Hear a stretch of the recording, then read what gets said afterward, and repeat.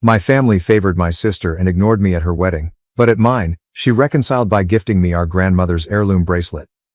As a 42-year-old who has struggled with complicated family matters for as long as I can remember, I believe the time has come to tell my tale. To put it mildly, my relationship with my 38-year-old younger sister has never been easy. I've always felt like I was playing second fiddle in my own family, and it's obvious that our parents have always preferred her above me. Almost every element of my life, including my relationships, professional decisions, and even sense of self-worth, has been influenced by this emotion. My sister was the center of my parents' attention from an early age. I was more introverted and, to be honest, lonely, but she was always the gregarious, popular one. I very well recall the celebration for my 10th birthday. Only a few of the students who were invited by my parents came up. My sister, who was only 6 at the time, managed to steal the show and keep everyone entertained with her antics. When I stealthily went away to my room, holding back tears, my parents hardly noticed because they were so preoccupied with her. I was merely there at school, while my sister was the life of the party. "Why can't you be more outgoing like your sister?" is something I've heard more times than I can count. "And your sister is so lively, why aren't you?" These comparisons never stopped, gradually eroding my sense of self-worth. I began to think that there must be a problem with me, that just because I wasn't like my sister, I wasn't good enough. The preference only became more obvious as we got older. I made a valiant attempt to forge my own professional path, but my parents never seemed to appreciate it. It has always been, "You should network more like your sister." Or, "If you were as charming as your sister, you'd get promoted faster." Every achievement I made was compared to my sister's, and they always thought I fell short. I gave my best to my work in the hopes that my parents would eventually recognize my value if I could just achieve enough success. As I advanced in my job, I gave up my personal life to work late into the night and on the weekends. I recall working 80-hour weeks for months on end on one particularly taxing job. I was thrilled to contact my parents to tell them that I had finally gotten a significant client for my business. How did they react? "Oh, sweetheart, that's lovely. Have we informed you of your sister's recent employment? It will be 6 digits for her." That was always the case. It was never enough for them, no matter how high I climbed. In contrast, my sister managed to get by on her charm and the steadfast backing of our parents. Please understand that I adore my sister. She is not a nasty person, and I am aware that our parents' different treatment of us is not her fault. However, it might be difficult to avoid feeling bitter at times, particularly when she appears unaware of the privileged treatment she receives. My sister got married last month. It would be an understatement to say that our parents were ecstatic. They dedicated a large portion of their cash as well as their hearts and souls to organizing the wedding. I thought it may be an opportunity for us to strengthen our family ties, so I offered to assist with the preparations, but I was graciously turned down at every stage. "Oh, you're so busy with work, we wouldn't want to bother you," they'd reply. In actuality though, they didn't want me to get involved. I made an effort to be upbeat, telling myself that it wasn't about me and that it was my sister's big day. However, I began to feel increasingly alienated from my own family as the wedding day drew near. When I learned that my parents had asked my sister's best friend to be her maid of honor without even taking me into consideration, it was the last straw. My mother simply remarked, "Well, you're not really the maid of honor type, are you?" when I challenged them about it.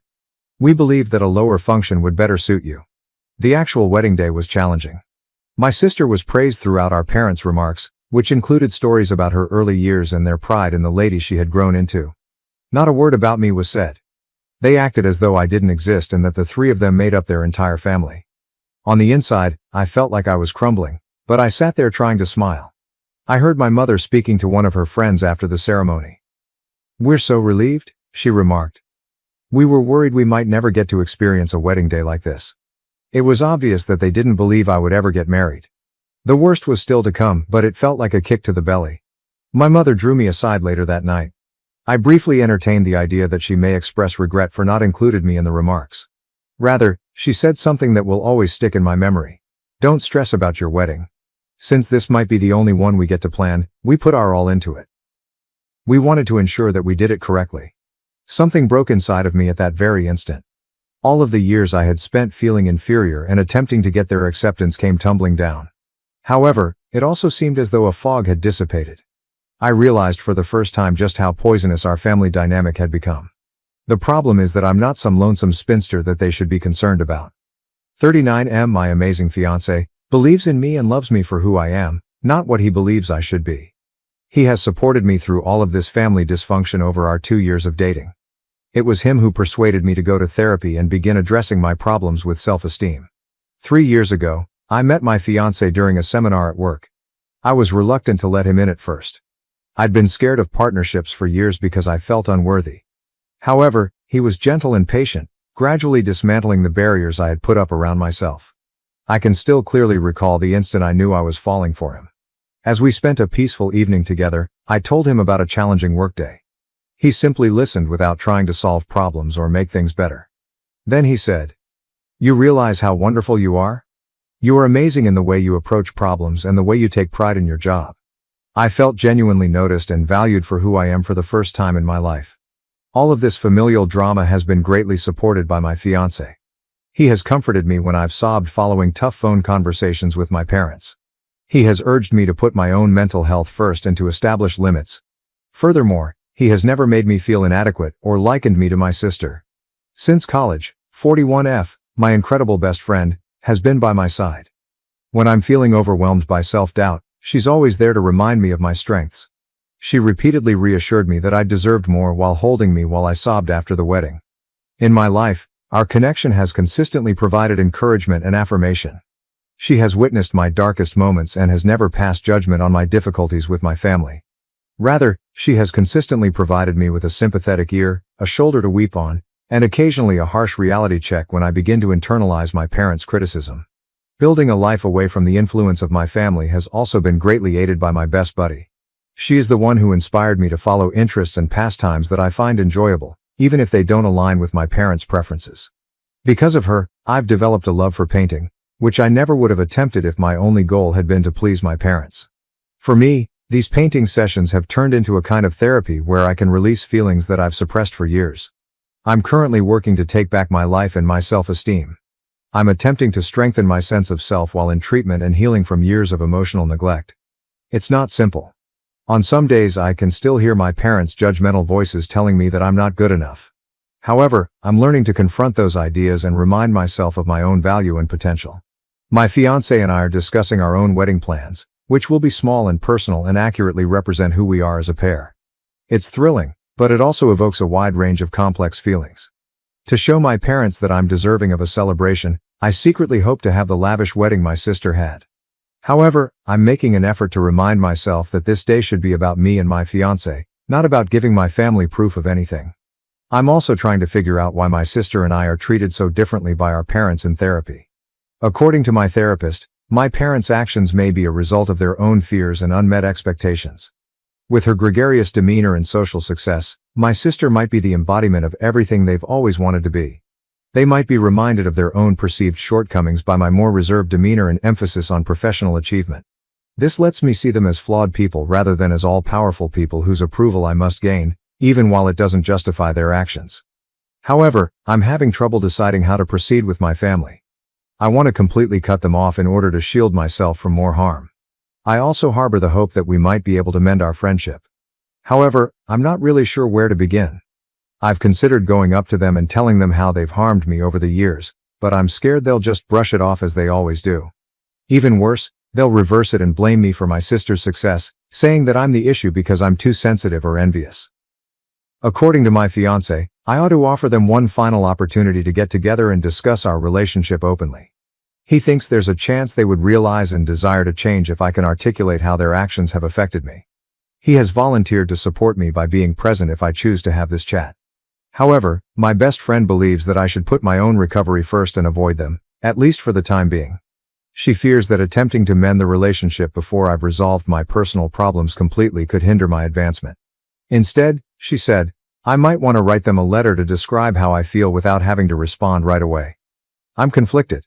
They are my family, on the one hand. A part of me still yearns for their affection and acceptance in spite of everything. There are both pleasant and painful memories in me, such as my mom consoling me after my first heartbreak and my dad teaching me how to ride a bike. I question whether it's worth struggling for those moments of connection. However, I'm worn out after years of trying to live up to their expectations only to be ignored and underappreciated all the time. I'm concerned that if I keep talking to them, I might not be able to get well and go on with my life.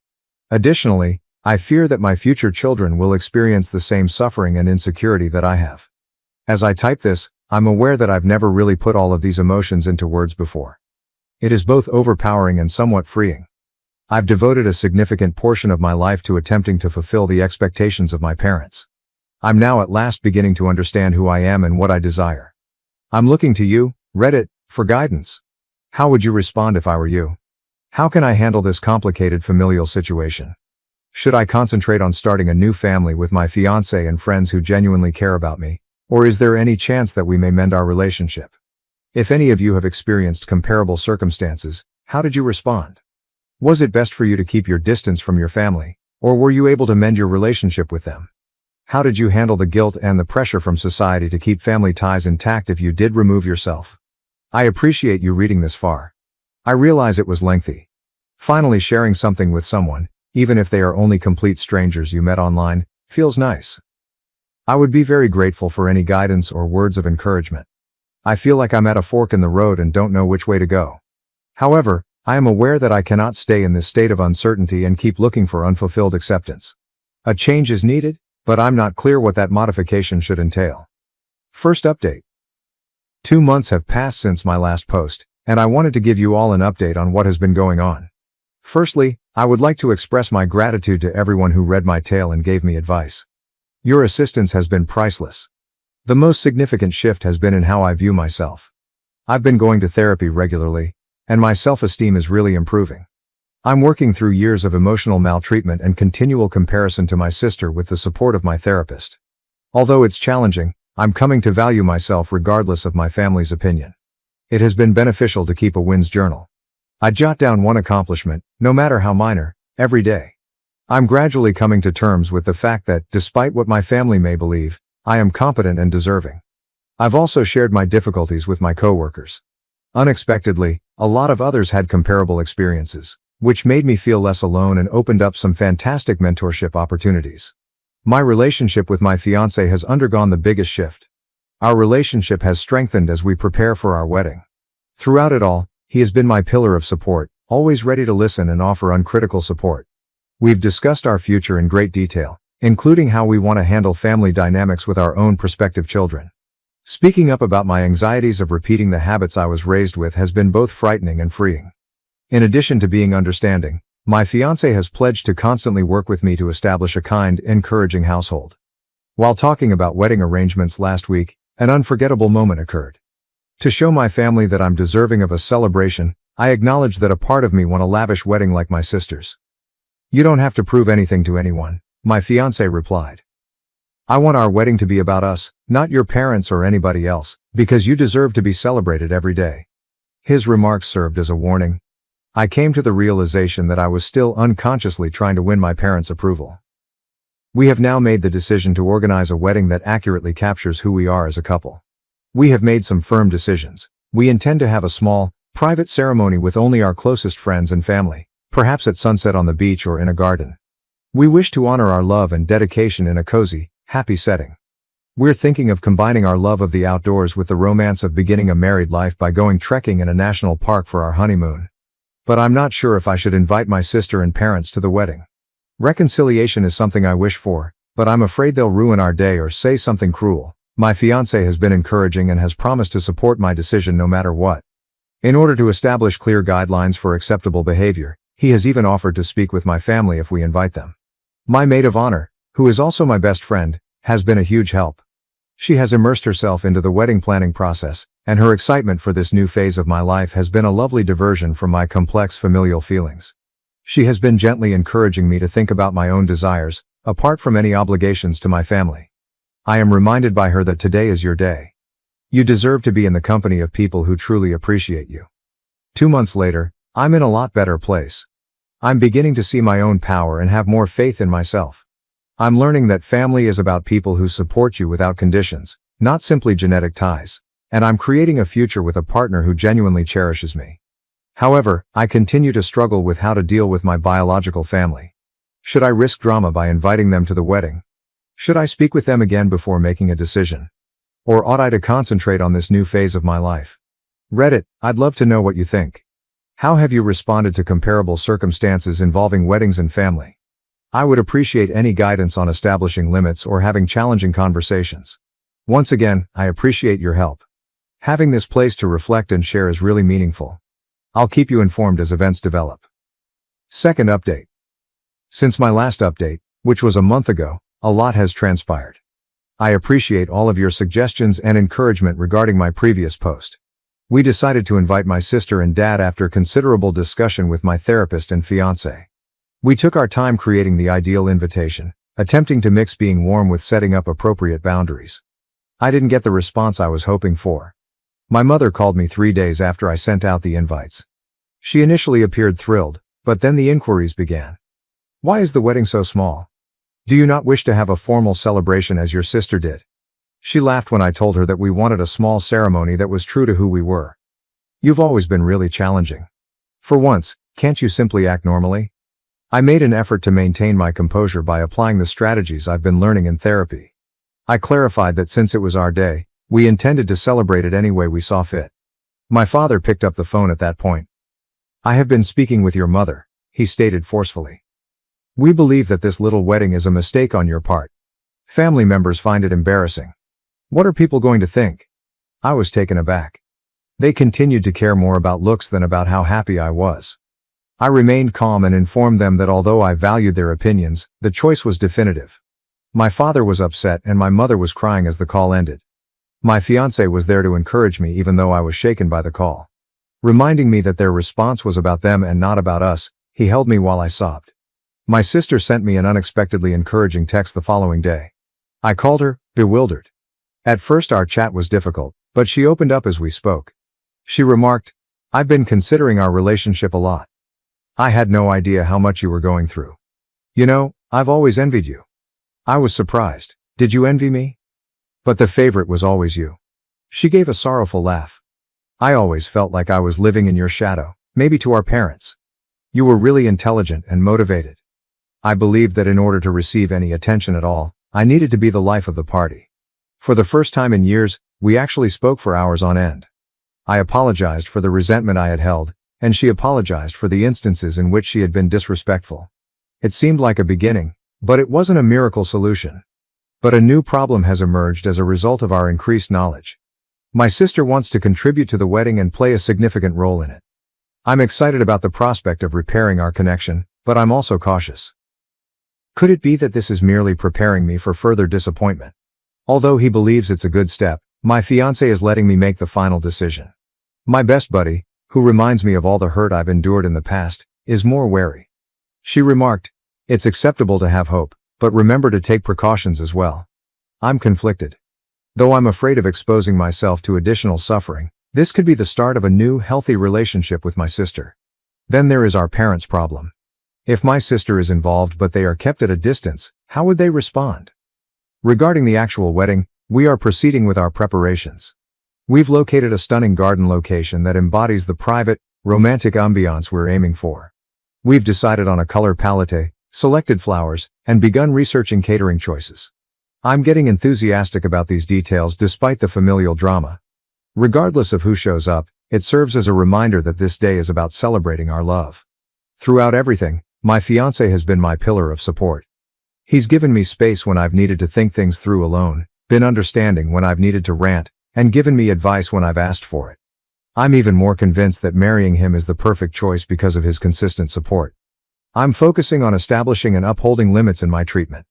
In order to prepare me for any challenging situations that may come up, my therapist has been helping me rehearse reactions to possible events at the wedding.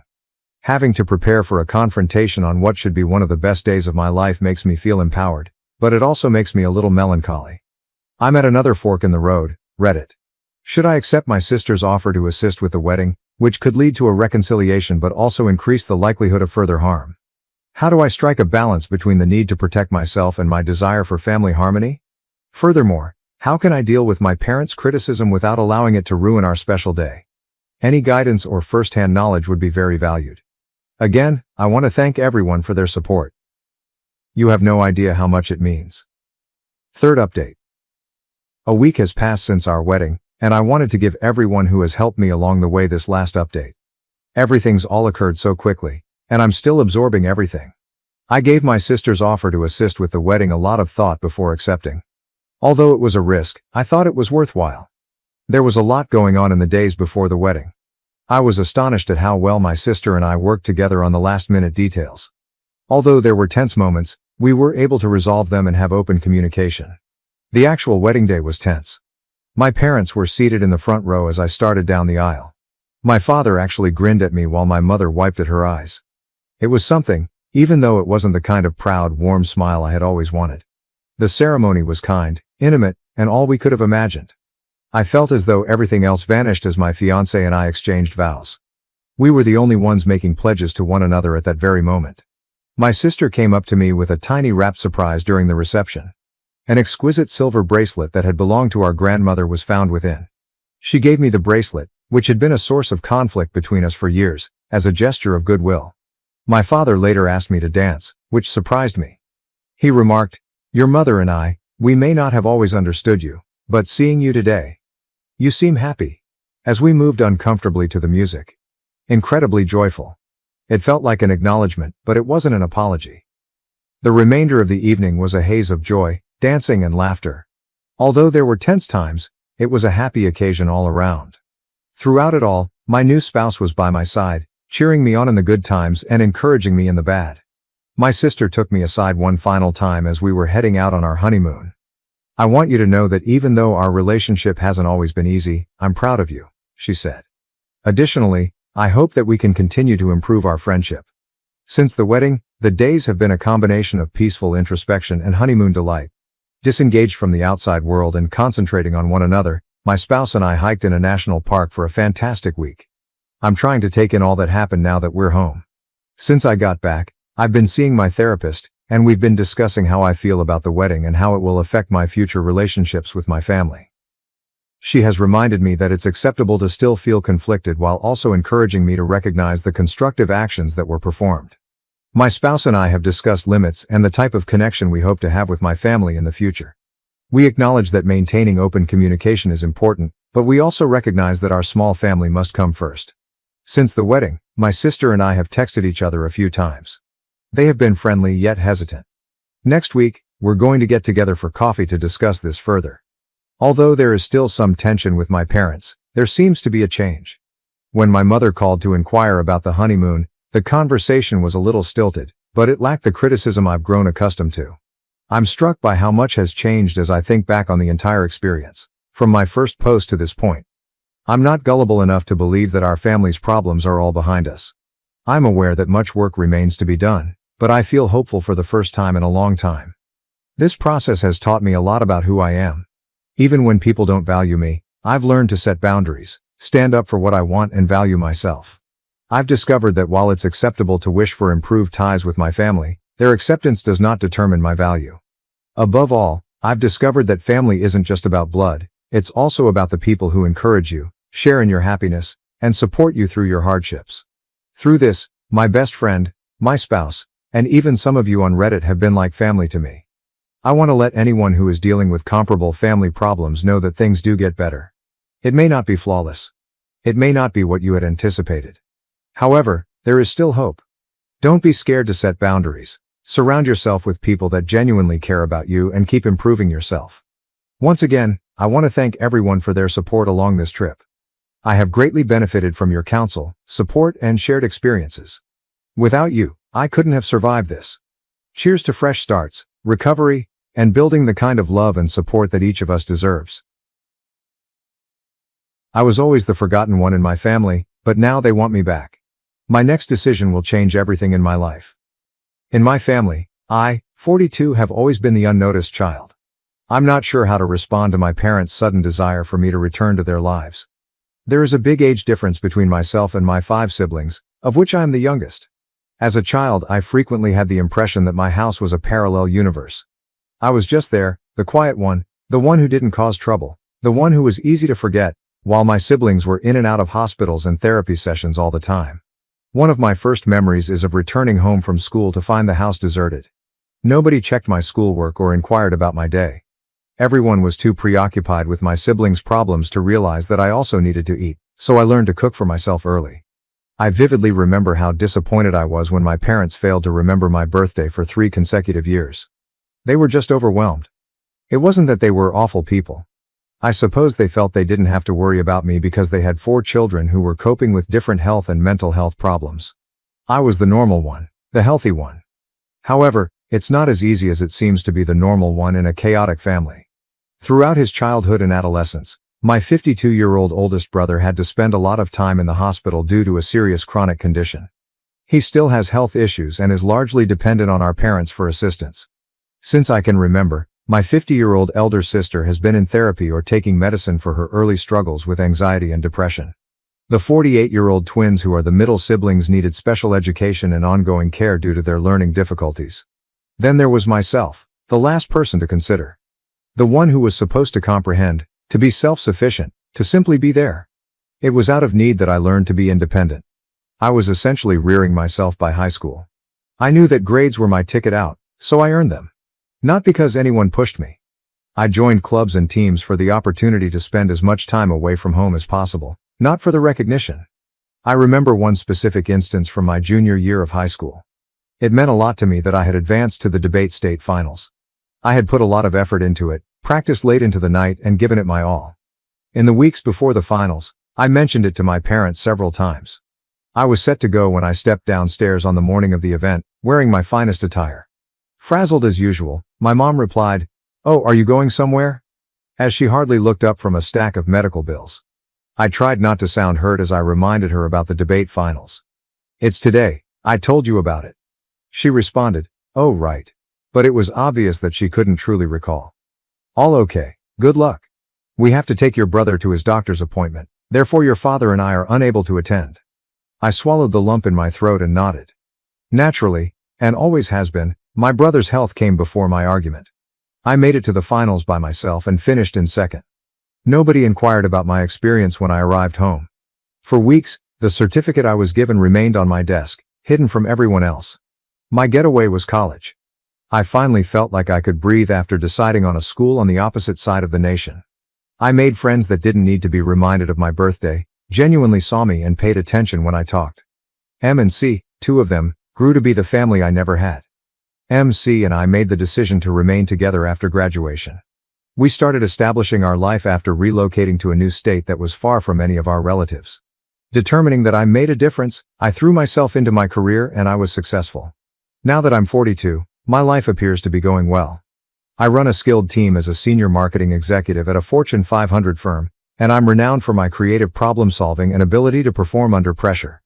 Ironically, I became quite good at drawing attention to myself and making things visible because I was raised invisible. Meetings, presentations, and decisions occupy my days. Even though I put in a lot of overtime, I enjoy my job because it gives me a sense of worth and purpose that I didn't have as a child. People at work pay attention to what I have to say because they see me and respect my viewpoint. I never get tired of the euphoric feeling. My life is comfortable while I'm not working. I have a small but close-knit group of friends, I travel whenever I can, and I possess a lovely condo with a view of the city skyline. My best college pals, M and C, are still my pillars of support, and I've formed other deep bonds. We host movie marathons, game evenings, and weekend brunches.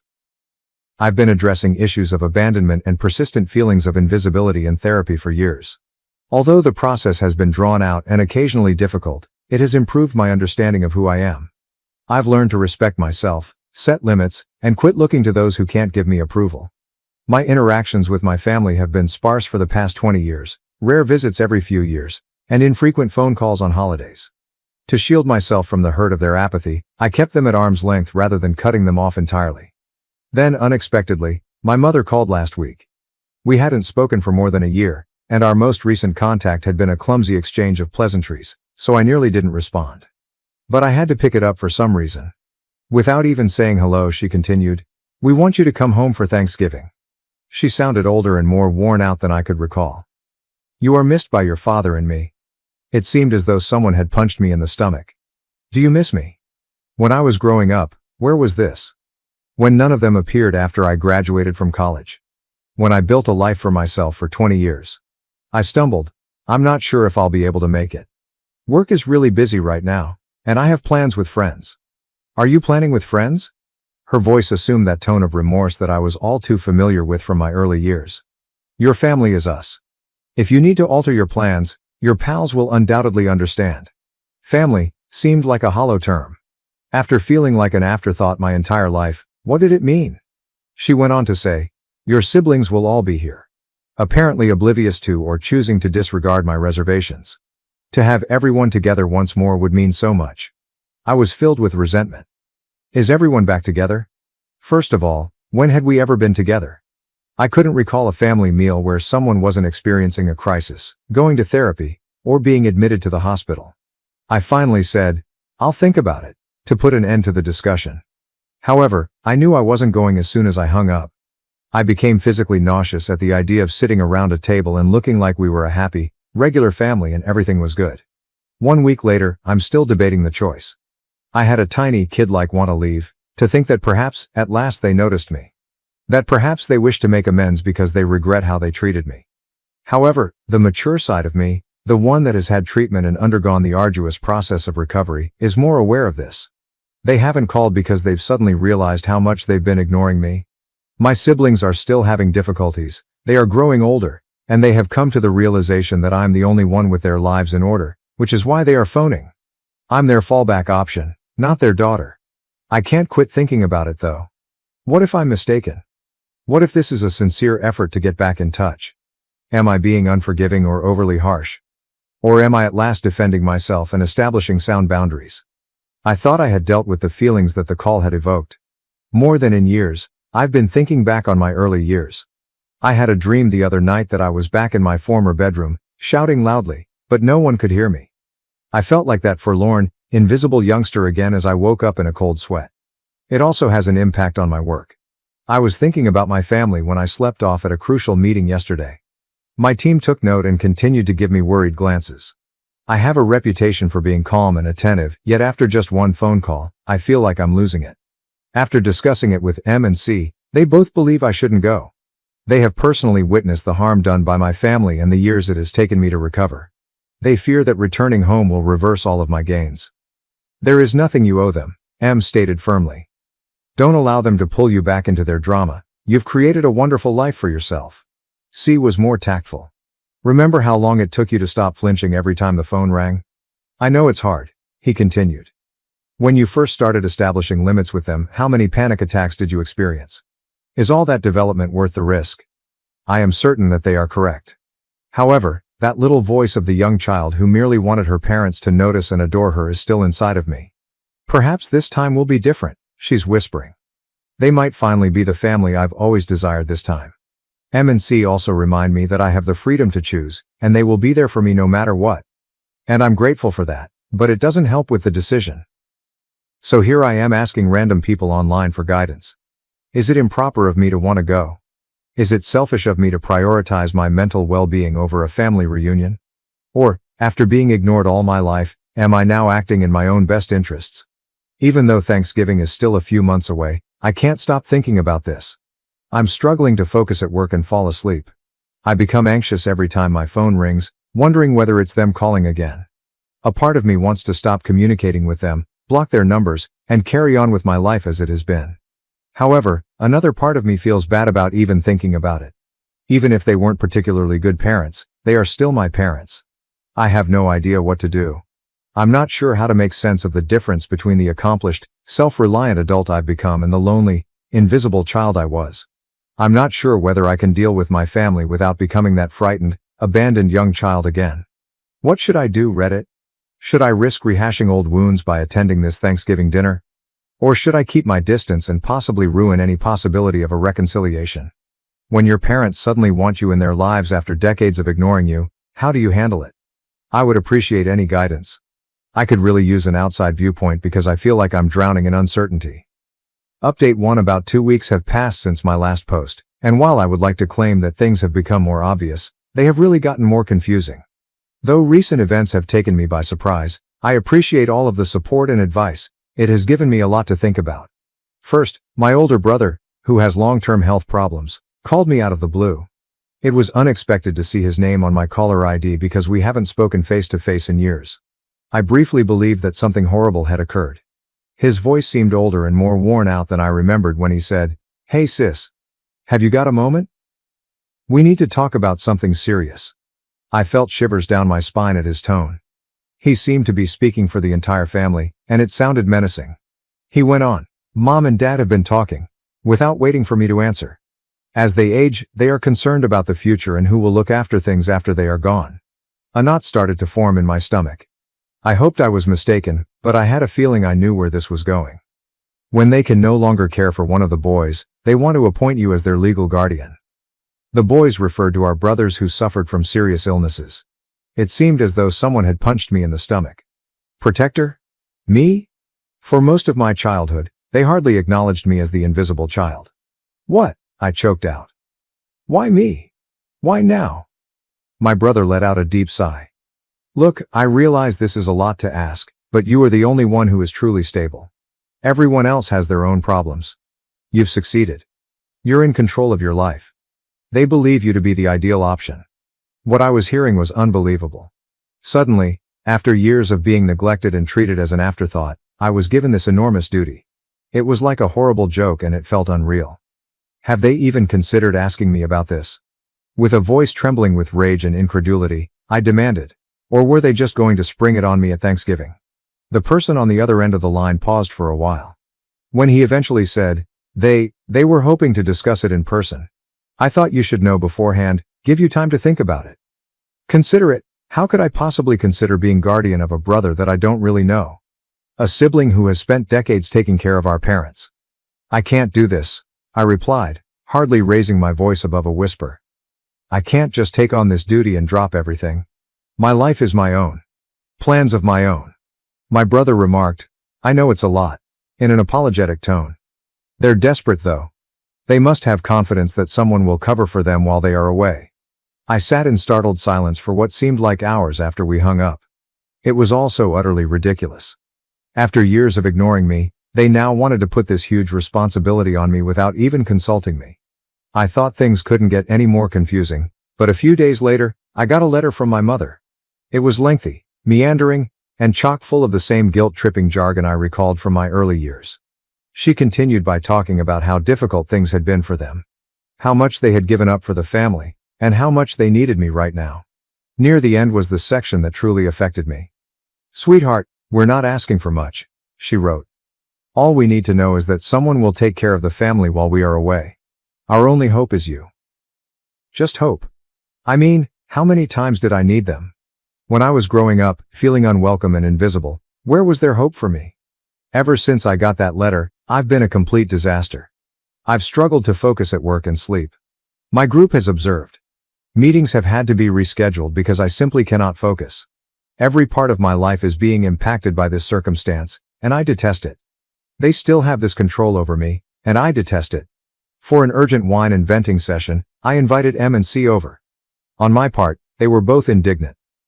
They can't do this to you, M exclaimed, her eyes glimmering with rage. They cannot expect you to be their safety net after ignoring you for decades. It's unfair. C remained supportive but was more measured. He added softly, you need to consider what's best for you. Not what they desire or what's best for them. What would you like? What am I looking for? It's a straightforward question, but I'm having a terrible time coming up with a response. A part of me, the young child who constantly sought her parents' favor, longs to say yes and to be the decent daughter they never thought I was. However, the mature me, who has put a lot of effort into creating a life and identity apart from my family's shadow, is yelling no. I've devoted a significant portion of my life to proving my value to them, to being noticed, to being appreciated. And they want me to sacrifice everything now that I'm at last living a life where I am respected and seen. To suspend my life. To tidy up the mess they created. I become more irate the more I consider it. I'm not being asked to join the family. They want me to be their guardian and caregiver. They want a promise that their issues would be resolved when they leave, not a relationship with me. I've made up my mind after spending hours discussing it with M and C. I will not be attending Thanksgiving. I will not act as their guardian. I refuse to allow them to drag me back into the dysfunction from which I have so desperately fled. It won't be simple, I know. I'm aware that there will be emotional manipulation and guilt trips. However, I am also aware that I am worthy of better. I should be able to live the life I have created for myself without having to deal with their disregard and demands. I will give my brother a call back tomorrow to inform him of my choice. After that, I'll send a letter to my parents outlining my reasons for not attending Thanksgiving and my inability to fulfill their wishes for me to be their guardian. Even though I know it's the correct thing to do, it will be difficult. I'm afraid. I'm depressed. I'm pleased with myself for finally putting my needs first and putting my own health ahead of their expectations, even if I still want things to be different. Thank you to everyone who left a remark on my previous post. During this trying time, your words of support and encouragement have been invaluable. After a lifetime of feeling invisible, it means more than you can imagine to feel seen and understood. After speaking with my family, I'll provide another update. Good luck to me. I suspect that I will require it. Update 2. I feel like I've aged years in a matter of weeks since my last update, which was around a month ago. My family's predicament has escalated in unexpected ways, and I'm still in shock over all that has transpired. I want to start by saying thank you to everyone who left a comment on my previous post. During a very trying period, your guidance and encouragement meant the world to me. I heeded your advice, and when I needed it most, it gave me the courage to defend myself. I declined the position of guardian for my siblings and chose not to attend Thanksgiving, as I said in my previous update. After calling my brother to inform him of my choice, I wrote a letter to my parents outlining my justifications. For a time at least, I believed that would be the end of it. I was mistaken.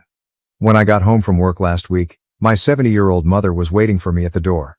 I was so shocked that I almost dropped my keys. She has never come to see me before. Not even when I bought my condo, when I got my major promotion, or when I moved into my first apartment, but here she was, standing at my door as if she had every right to be there, looking older and more worn out than I remembered. "Mom," I said, barely raising my voice above a whisper. "What are you doing here?" She took a while to respond. She simply stared at me, her gaze sweeping across my face as if she had never seen me before. Perhaps she was. When she eventually stated, "We need to talk." Her tone was forceful but gentle. "It's not good for your father. The physicians say." She trailed off, tears welling up in her eyes. I experienced a little twinge of guilt. I was unaware that my dad was ill. Then I realized that I hadn't known since they hadn't informed me. Because unless they require anything from me, they never tell me anything.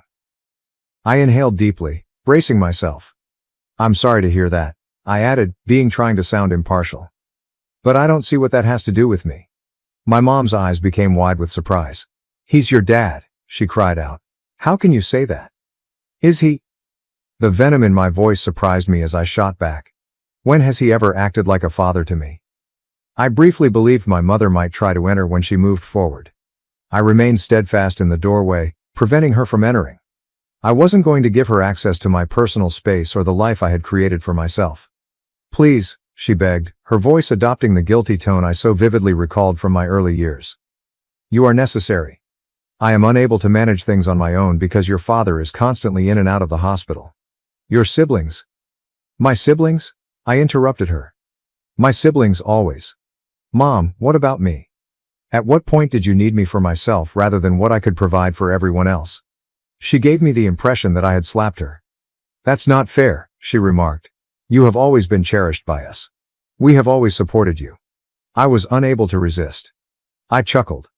The sound reverberated along the deserted corridor, loud and terrible. "Are you there for me? When? You forgot my birthdays. When? When did you miss my final debate? When did you not attend my graduation from college? Please let me know exactly when you were there for me, Mom." I briefly had a surge of gratification when my mother's face crumbled. She was at last experiencing a small portion of the suffering I had endured for years. She said, "We did the best we could," with a broken voice. You have no idea how it was to attempt to keep everyone alive and well. There was no time for it, I concluded. For me, for her. I wasn't ill, so you didn't have time for me. Since I wasn't creating issues, due to the fact that I was invisible. For a long time the burden of decades of unsaid hurt hung between us as we stood there in quiet. When my mother eventually responded, "I'm sorry," I briefly thought she was telling the truth. "That's not how we intended to make you feel. You are loved by us. You are necessary to us. Come home, please. Assist us." My eyes pricked with tears, but I blinked them away. My family has brought me enough tears. "I can't," I stated firmly. "I refuse to. Now, Mom, I have a life of my own, one I created without you. I won't sacrifice that to serve as your contingency plan." "Backup plan?" she asked again, raising her voice. "Do you believe this to be that? We are your family." I answered, "No." And even I was astonished by how definitive my voice sounded. "You aren't, no longer. I decided to choose my family. My friends, who have helped me, who have stood by me, who have seen me when you had no desire to look." With a look of disbelief and hurt on her face, my mother gazed at me. She remarked, "So that's it? You're just going to turn your back on us?" I gave a headshake. "No, Mother. It's been a while since you abandoned me. I'm simply leaving at last." She didn't answer. Rather, she turned and strode off, her shoulders hunched in surrender. I was both relieved and saddened as I watched her leave. It seemed like the end of something. Possibly the loss of hope and the hope that my parents would one day see me and show me the kind of love I needed. That should be the end of it, I thought. I believed I had stated my stance clearly. However, as usual, life had other ideas. My brother called me a week following my mother's visit. His words, "My father passed away." I sat there looking at my phone, not sure if I should feel guilty, relieved or sad. The news seemed to be about a stranger rather than my own father, and I felt numb. According to my brother, the funeral is next week. Will you come? After closing my eyes and inhaling deeply, I answered, "No, I don't think I will." The other end of the line was silent for a long time. My brother finally answered, "I understand." And I was shocked to hear that he didn't sound judgmental. "Take care of yourself, sis." I sat for a while after I hung up, reflecting about my early years, my father, and our unfulfilled connection. I recognized that I no longer needed his attention and praise after reflecting on all the times I had wanted for it. I've devoted a significant portion of my life to gaining my family's affection and attention. In actuality, though, I no longer require their approval. I am proud of the life I have created for myself. I have a career I'm enthusiastic about, friends who adore me, and a sense of self-worth independent of other people's opinions. The passing of my father feels like the end of a chapter, a depressing one, full of unmet words and lost chances. However, it's already over, and I can't alter it. I just have to keep going. I will not be attending the funeral. Neither my mother nor my siblings will be contacted. It's not because I'm angry or spiteful. I've moved on from it. It's just that I've come to the realization that I no longer belong in that environment. I've outgrown it.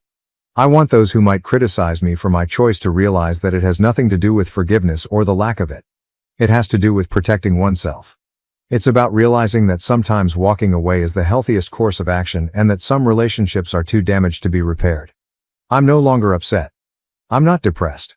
I'm just free from the burden of unmet expectations, free from the hurt of being ignored and underappreciated, and free to live my life as I see fit without the dysfunctional shadow of my family hovering over me. I want to express my gratitude to everyone who has followed my story and provided encouragement and guidance. During one of the most trying times in my life, your comments have given me courage and consolation. You've given me the confidence to advocate for myself and put my needs ahead of those of others. My last update will be this one. I'm concentrating on my future from now on, one that I can control and that is unencumbered by the burdens of my past. In some ways, it's frightening, but it's also quite freeing. I want to let everyone know that it's acceptable to make your own decisions, especially if they are in a similar circumstance, are having trouble meeting expectations from family, or feel unnoticed or underappreciated. Even if the ties are with family, it's acceptable to leave them if they are hurting you. You are worthy of being appreciated, seen, and loved for who you are. One final time, I want to thank you all for being the encouraging group of people I never had as a child.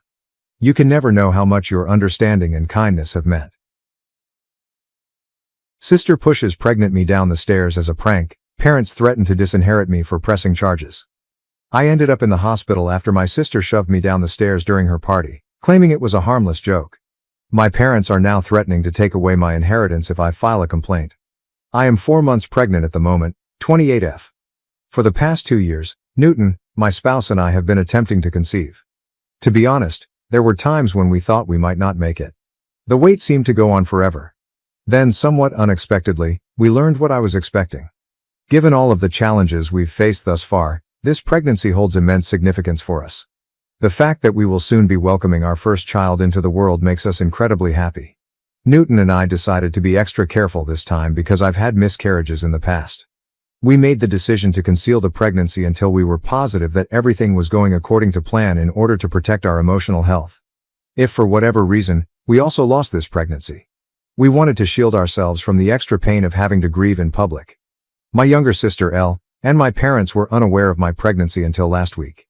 At times, it seemed weird to keep them in the dark, but I also needed the time to think things through. From significant life events to minor triumphs, my family has always been the kind to celebrate everything. To be honest, I adore that quality about them. We've created a ton of wonderful memories together throughout the years, and it adds a special touch to every occasion. But when it comes to going to family gatherings, I've been a little aloof for the last 4 months. Given how emotionally taxing the pregnancy was, I simply needed more time for me. However, my younger sister Elle was ecstatic when she received a promotion at work last week. Last year, Elle's ideal wedding was meant to take place, but at the last minute, everything went wrong. Her ex cheated on her with one of his co-workers at his bachelor party the night before the wedding. The groom didn't even have the grace to show up and speak to Elle on the day of the wedding. Rather, one of his buddies arrived to break the heartbreaking news that he had made the decision to completely cancel his participation in the wedding. The entire scenario was really embarrassing, and our entire family was startled. It was meant to be one of the most joyful days of her life, and we had spent a lot of time getting ready for it. Elle was heartbroken. All of her hopes and excitement for her future with this man had been dashed in such a public and harsh manner. Elle immersed herself into her career after that. She used it as a coping mechanism to keep herself occupied and diverted from the pain. Although she has always been driven and ambitious, her commitment to her work increased significantly following the wedding disaster. Therefore, her recent promotion marked a significant turning point in her career and personal life. She virtually pleaded with me to come since she wanted to celebrate the occasion with a party. I could tell she truly missed having me around when she said she hadn't seen me in a long time. Additionally, I was being urged to attend by my parents, who kept urging me to do so and expressing how much it would mean to her. Given that I hadn't attended the last few family get-togethers, I really didn't want to let her down. I therefore at last consented. However, I didn't want to detract from Elle's accomplishment on her special night by being obviously pregnant and taking away the emphasis. The last thing I wanted was that. I didn't want to detract from her moment. I wanted her to experience it. But it was becoming more and more difficult to conceal as the baby bump grew. For one night though, I believed I could handle it. In order to hide my tummy, I wore a long flowing dress. I even went so far as to apply shapewear to reduce the bump as much as possible. I was determined to keep Elle and her promotion front and center. Everything appeared to be proceeding as planned when I arrived at Elle's party. I felt a little more at ease knowing that my attempts to conceal my pregnancy were successful because no one had any suspicions. When my mother saw that my arms and cheeks appeared somewhat plumper than normal, she did say anything. However, I had already considered how to respond to such circumstances, so I swiftly responded with a joke that I had simply been eating a lot lately. To be honest, I was relieved that they were less likely to detect the truth about my pregnancy and more likely to believe that I was simply putting on weight. For now, that seemed like the safer course of action. As the evening wore on, I became more and more aware of how uncomfortable I was. The celebration seemed to go on forever, and I'm not used to staying up late anymore. Newton, my husband, arrived at the party right from work and was enjoying himself. I was grateful that he continued to periodically check in with me to make sure I was doing okay. Elle and the rest of my family were having a great time in the meantime.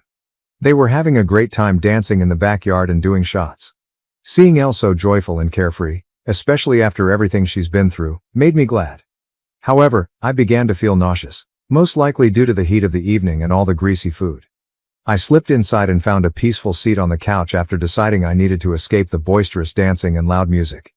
At that moment, my only true desire was to get home, raise my feet, possibly massage my legs, get into bed and read on my Kindle for a little while.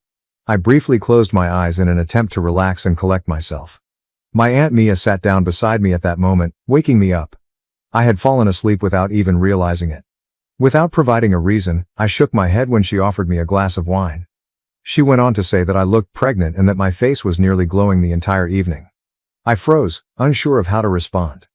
Aunt Mia is no fool, so I tried to shrug it off, avoiding eye contact and feeling uncomfortable. She asked me directly, "Are you really pregnant?" as her eyes widened in shock. Despite my inner panic, I made an effort to remain calm. In an attempt to divert her attention, I shook my head, but Aunt Mia put her hands on my stomach and her eyes brightened with total conviction. "Oh my God, darling, you are pregnant," she cried. She chuckled and drew me into an embrace. I was a little alarmed and practically begged her not to tell anyone just yet because I didn't think the time was perfect to make the announcement. However, Aunt Mia dismissed my worries. She reminded me that everyone had been eagerly anticipating this time, hoping that I would become pregnant, and demanded that the family should be informed of this wonderful news. Aunt Mia smiled at me, held my face in her hands, and reminded me that it was a family night even though I told her it was Elle's night. She told me not to overthink it and that because everyone had come together it was the ideal moment to share. Everyone was still dancing and partying when Aunt Mia got up and went outside before I could stop her. As I saw her, my heart fell. Aunt Mia captured everyone's interest with all the zeal in the world. Without wasting a beat, she pointed at me and told everyone that I was pregnant after telling them she had some important news to deliver. There was a moment of stillness while everyone processed Aunt Mia's words. Then everyone in the party burst out. My relatives hurried over to me, around me with congratulations, shouts and hugs. They were ecstatic, giving me a tight hug while crying and expressing their excitement for Newton and me. They were naturally thrilled to hear the news because they were all aware of my past miscarriages. My parents were so emotional that they were crying. In celebration of this new chapter in our lives, many congratulated Newton and gave him hugs as well. I definitely didn't want to reveal my pregnancy in this way. I had imagined a more private, intimate event, something modest and unique, something I could share with my family when I was ready. At a gathering that was supposed to be all about Elle, I had instead been dragged into the spotlight. I saw her standing off to the side at that point, smiling as best she could but obviously feeling uncomfortable. She avoided making eye contact with me and wasn't participating in the festivities. I was overcome with remorse because I had worked so hard to stay out of situations like these. I approached her and apologized for Aunt Mia's disclosure of my pregnancy. Elle inhaled deeply and inquired as to why I hadn't before disclosed my pregnancy. I clarified that I had intended to make the announcement a few weeks later, when I was more at ease and prepared to do so. She pursed her lips, shook her head and murmured, "Whatever. I suppose your request was granted." I was surprised by her response, and her comments hurt. I attempted to reason with her, but Elle didn't seem interested in having a conversation. She moved away after taking a sip of her wine and stopped focusing on me. Overwhelming advice from friends and family on being a first-time parent consumed the remainder of the evening. Everyone appeared excited to share their experiences and advice. Elle, meantime, continued to glare at me from the other side of the room as though I was somehow to blame for everything. I felt much more guilty and uneasy after her response. I had an overwhelming want to go to the bathroom at one point. I stood up and went to the guest bathroom, but it was completely packed. I went upstairs to use the restroom in the main bedroom because I felt like my bladder was going to explode. I went to the bathroom to relieve myself, and when I came out, Elle was waiting for me outside. She appeared inebriated. Sensing the awkwardness between us, I tried to apologize again with an awkward smile. Elle didn't appear to get any softer. Rather, she simply rolled her eyes and inquired, "Are you truly expecting?" There was a hint of suspicion in her voice, and her tone was almost contemptuous. "Of course I am," I said, looking at her while reflexively touching my tummy. Why would I tell a falsehood? Went on to add that everything was extremely strange, particularly since I hadn't even told our mother, with whom I often spoke daily, that I was pregnant. I was becoming annoyed by her incessant interrogation. I attempted to reiterate my justifications in the hopes that she would realize that I had made the decision to keep it a secret. I was shocked by Elle's insensitivity when she said, in a callous tone that pierced my heart, "Maybe this pregnancy will also end in miscarriage, just like your previous ones." How could she have said such a disgusting thing about my child? I screamed at her, my voice shaking with fury and hurt. "How dare you say such a thing? Even though I've apologized multiple times tonight, your remarks were inappropriate." My voice reverberated in exasperation. Elle retorted that she was upset that I had taken away her attention, particularly considering everything that had happened to her the previous year. I made an effort to remind her that I had supported her through her sadness, staying at her house for several nights and assisting her in getting over her groom's abandonment. I assured her that I would never purposefully overshadow her and that she should blame Aunt Mia for outing me without my permission if she was upset about the outcome. But Elle kept pointing the finger at me. I felt it would be better to leave and head back downstairs because I was so exhausted and tired of the debate. In the hopes that Elle would settle down and we could talk about it later, I needed some time and space to think things through. Elle, who was right behind me, kept calling me a selfish person and stating that I should have just given her a night alone. I chose to ignore her, but just as I was about to head downstairs, I felt a strong shove from behind. As I slipped and struggled to regain my footing, my eyes widened in shock. In an attempt to save myself from falling, I was able to grab the railing, but my knees gave way under the combined force of my own weight and speed. I ended myself sliding headfirst down the steps after losing my footing. My instincts took control in an instant. Desperate to protect my baby from the impact, I covered my stomach with my hands. My wrist felt the entire force of my fall as my body crashed down the stairs. It was a nasty fall. A quick, searing pain shot through my hands, and I heard an explosive shatter. The agony was sudden and intense. I lay collapsed on the stairs and screamed in pain. As I struggled with the unbearable pain in my wrist, my surroundings became hazy, but my top priorities were my son and if the fall had hurt him in any way. The rest of the family soon saw the chaos caused by my fall and my calls for assistance. With worried and alarmed expressions on their faces, they hurried over in a frenzy. Chaos broke out in the room as everyone sought to comprehend what had just transpired. Newton, my husband, grabbed me up right away and carried me downstairs. I continued saying that Elle had shoved me down the stairs since I was in so much pain. Everyone appeared astonished. Everyone's attention was drawn to Elle, who stood behind me, silent and with a guilty expression. She was confronted by my husband, who yelled at her for pushing a pregnant woman down the stairs. Clearly upset, my mother hurried up to Elle, shaking her shoulders and asking if she had indeed shoved me. Elle cried and nodded in agreement, her face hot and distraught. My mother was deeply affected by the realization. Elle then started crying excessively while embracing my mother and accusing her of being intoxicated and acting recklessly.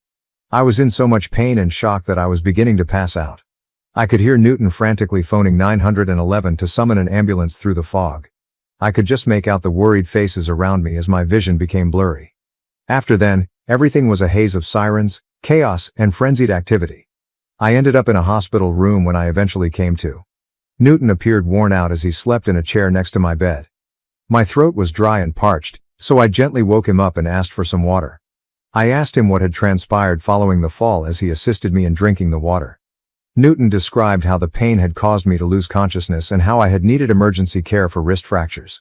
I would have to wear the cast the doctors had put on me for the next 4 to 6 weeks while my bones healed.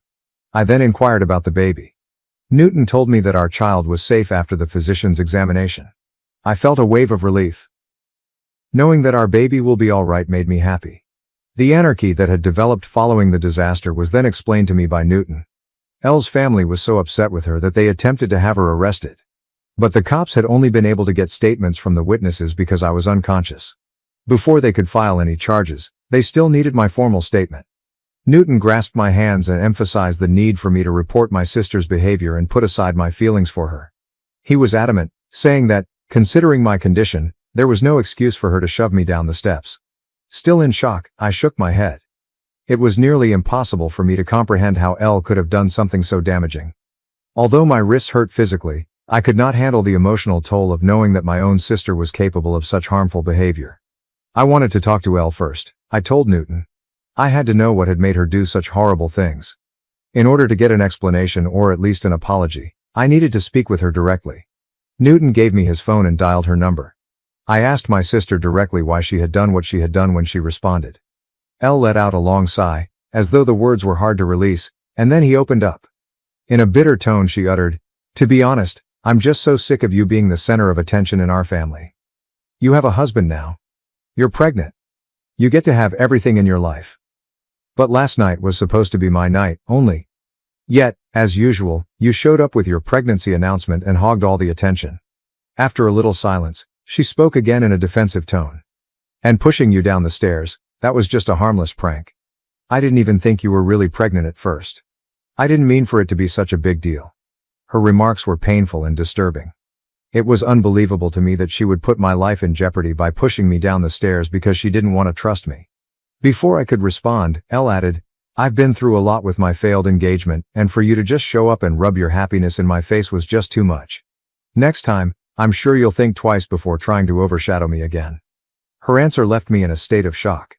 She was essentially blaming me for her actions and showed no remorse at all. She hadn't even shown regret once. Elle handed the phone to my mother, who had been listening on the other end, and she inquired about my well-being. I was unaware that my sister and my parents were still present. I informed her that I had suffered a fracture to my wrist but that both I and my infant were doing well. After the party, my mom told me that she, Dad and Elle had spent the entire night at Elle's house because they were all concerned about me. I sneered and said that instead of staying with my sister, they might have waited for me at the hospital if they were that concerned. My mom went on to say that she and Dad had been speaking with Elle and that they both thought she hadn't been feeling well since last night. Despite what other people were telling me, she insisted that I not report my sister to the police because it was only a foolish drunken error. I was taken aback by my mother's request. In an attempt to understand the situation, I questioned, "Why are you defending Elle when she hasn't even apologized to me?" With a heavy sigh, my mother said that Elle was currently dealing with a lot of difficulties. She said that Elle had been crying uncontrollably and that I had made her feel ashamed in front of everyone. I reminded my mother that they should first address the fact that Elle had shoved me down the stairs, which was the true problem. My mother began stressing that family is family, and that disputes like these occasionally occurred amongst sisters. Although it was true that Elle had never done anything like this before, she pointed out that this did not justify her current actions. My mother said that it wasn't worth filing a lawsuit for a broken wrist and pledged to work with Dad to ensure that this doesn't happen again. My annoyance peaked. I adamantly said that I had been unsure of what to do before I phoned her. But I had already made up my mind after speaking with Elle. A lesson had to be given to her. My mother, who was becoming more and more agitated, pleaded with me to think again before bringing charges against Elle, warning that doing so may ruin his career. I informed her that right now, I couldn't give a damn about it. My mother made a last-ditch effort to persuade me to bring charges against Elle by threatening to disinherit me if I did. She contended that it would impact Elle for the rest of her life and create a lasting record. I was stunned by her threat, but I refused to back down. I proceeded to pursue a complaint against my sister after the phone call. She hadn't expressed regret for what she had done, but I was torn about perhaps ruining her life. Update 1. I wanted to let you know that my sister was eventually taken into custody. Despite the constant calls from my parents, my spouse and I have turned off our phones. Newton is furious that my parents appear to be giving preference to my sister over me. Newton's family and other family members have contacted him in the interim to show their concern and support. Everyone agrees that it was the correct thing to charge my sister. I'm much more concerned about my baby's safety now that I've read some of your remarks. I'm worried that Elle could endanger my unborn child in the future if she were able to shove me down the stairs. In order to prevent her from ever coming near me or my family again, I want to obtain a restraining order against her. Update 2. Hi there, other Redditors. My sister, who was previously accused of assault, was just sentenced since I provided an update last month. My parents paid for her attorney, who was quite good and made a compelling argument. She was placed on probation because it was her first infraction. The judge mandated that Elle pay for my medical expenses, participate in 6 months of required psychotherapy, and meet with a probation officer on a regular basis. After the criticism they've been getting from the rest of the family, my parents are still very angry with me but are too scared to address me. My parents urged me to protect Elle by not pursuing charges against her, and I have freely acknowledged this to everyone. My parents have received reprimands from relatives on both mine and my husband's sides. No one believes that Elle's mental health issues are a good enough reason for what she did to me, despite my parents' continued insistence on it. In order for Elle to recover, I sincerely hope that my parents will take her to visit a doctor. I've requested a restraining order after the sentencing to make sure she can't ever again come near my family or me. I honestly don't know how to respond to people who question if my sister was always kind to me when we were growing up or if perhaps I missed certain clues. Yes, we occasionally battled and had our typical arguments, but I never thought she would have such a strong grudge against me. I've always loved her dearly as her older sibling, and I never imagined that she could push me down the stairs out of retaliation.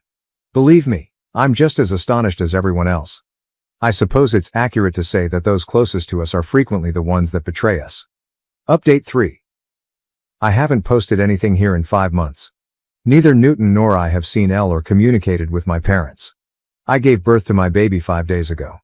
After being released from the hospital, Newton and I are now giving our newborn baby the finest care possible. I heard a tap on the door last night, right before we sat down to eat. I was surprised to see my mother standing on my porch when I opened it. I was totally surprised because I had not anticipated seeing her. I said, "What are you doing here?" With caution. My husband was just as perplexed as I was to find her there, so he moved up next to me and stood guard in front of me. My mother burst into tears at once, telling me that she had just had to come over to meet the baby after hearing from some of the relatives that I had given birth to. Considering everything that had lately transpired between us, her excitement didn't seem appropriate. She continued by expressing how happy she and her father were to be grandparents at last. In order for us to rejoice as a family, she said that Dad would be coming soon with some wine and baby presents. Newton and I exchanged a look of incredulity. Did my mother truly act as though nothing had happened in the past few months? As quietly as possible, I told her that we hadn't communicated in the previous 5 months because she had chosen to side with Elle rather than me. She was standing on my porch, however, pretending that we were all on good terms simply because I had given birth, as if we were going to have a happy family reunion. Newton informed my mother that the instant she decided not to be a decent parent to me first, she had given up her right to be a grandma. He reminded her that Elle had treated me cruelly and that he would have beaten her up immediately if she hadn't been my sister, but she had shielded that monster from me because she was a mother. I could tell his remarks struck a chord because they were forceful. My mother's expression changed to one of rage. She attempted to counter by claiming that those were matters of the past and that she had done what she had to do. She maintained that we couldn't simply remove her and her spouse from our child's lives. She emphasized how unjust it was that we prevented her from seeing her grandchild. Newton, however, would have none of it. He told her that we chose who could be engaged in his life because this was our boy. Having her in our lives made neither of us feel at ease. My mother persisted in claiming that the reason she did what she did to me was because Elle had been diagnosed with depression. I shook my head in exasperation as my mother continued to defend Elle's behavior, saying she felt bad about what she had done and was trying to change. She promised that after my son was born, we would all be able to move on from the past and be a single, happy family. I sneered and clarified that I didn't desire such a thing. My mother believed she could simply ignore everything and return to our life, but circumstances had changed. There was no return to the previous state of affairs.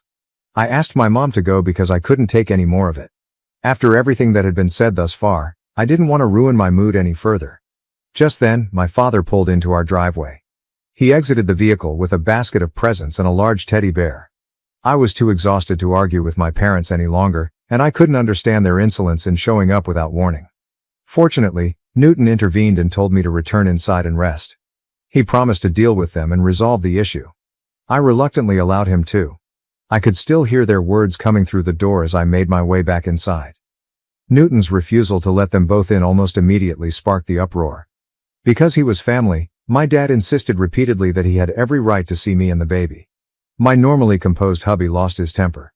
If they didn't leave our land right away, he threatened to contact the police. Naturally, my dad persisted in arguing and insisted on leaving the baby presents behind, as though it would somehow make up for everything. Newton, meanwhile, was adamantly against taking anything from them. He made it clear to them that we did not accept their presents and that we would also obtain a restraining order against them if they ever revealed their identities again. His response clearly shook my parents. After everything, especially with a baby now involved, I suppose they thought they could just waltz back into our lives. I was pleased with my husband's handling of the matter. After our conversation today, Newton and I have decided to put cameras throughout the house as a precaution. I wish to never again see my parents. I discovered my girlfriend was cheating with my brother. I exposed them at my wedding. But the drama is far from over. I, 45 am, never imagined that I would be writing this, yet I feel compelled to do so. My wedding day last week was supposed to be the best day of my life. Instead, because of my own acts and the betrayal of my family, it became a nightmare. I'm not sure if I made the correct decision, and I'm still processing everything that transpired. This is the complete tale. I believed that the woman I was seeing 6 years ago was the love of my life. After almost 2 years of dating, I was thinking about popping the question. I believed that she, 32F, was all I could have ever wanted. Intelligent, attractive, and we appeared to have similar values. I happened to find some text messages on her phone one day. I swear I wasn't spying. I had seen them when she was in the shower and asked me to check something for her. She and my younger brother, 40M, exchanged messages. I initially believed it to be harmless family banter, but as I continued reading, my heart fell. Let's just say it was obvious they were more than just buddies because they were discussing getting together and how much they missed one another. As soon as she emerged from the shower, I confronted her. She initially tried to gaslight me into believing I was paranoid by denying it. She started crying though, when I showed her the messages. She and my brother have been having an affair for months, right in front of me, it turns out. I was heartbroken. The two people I trusted the most in the world had betrayed me in the worst way possible. Not only had my girlfriend cheated on me, but she had done it with my own brother. I told her to leave my life and immediately stopped our relationship. My brother attempted to defend it when I challenged him about it. Can you believe that he claimed they couldn't help their feelings after falling in love? As though somehow that made it okay. I told him I didn't want to see him ever again and that he was dead. My parents should be on my side, wouldn't they? False. They continued to urge me to forgive my brother, even though they were disappointed in him. They would say, "He's your brother." Family is the most important thing.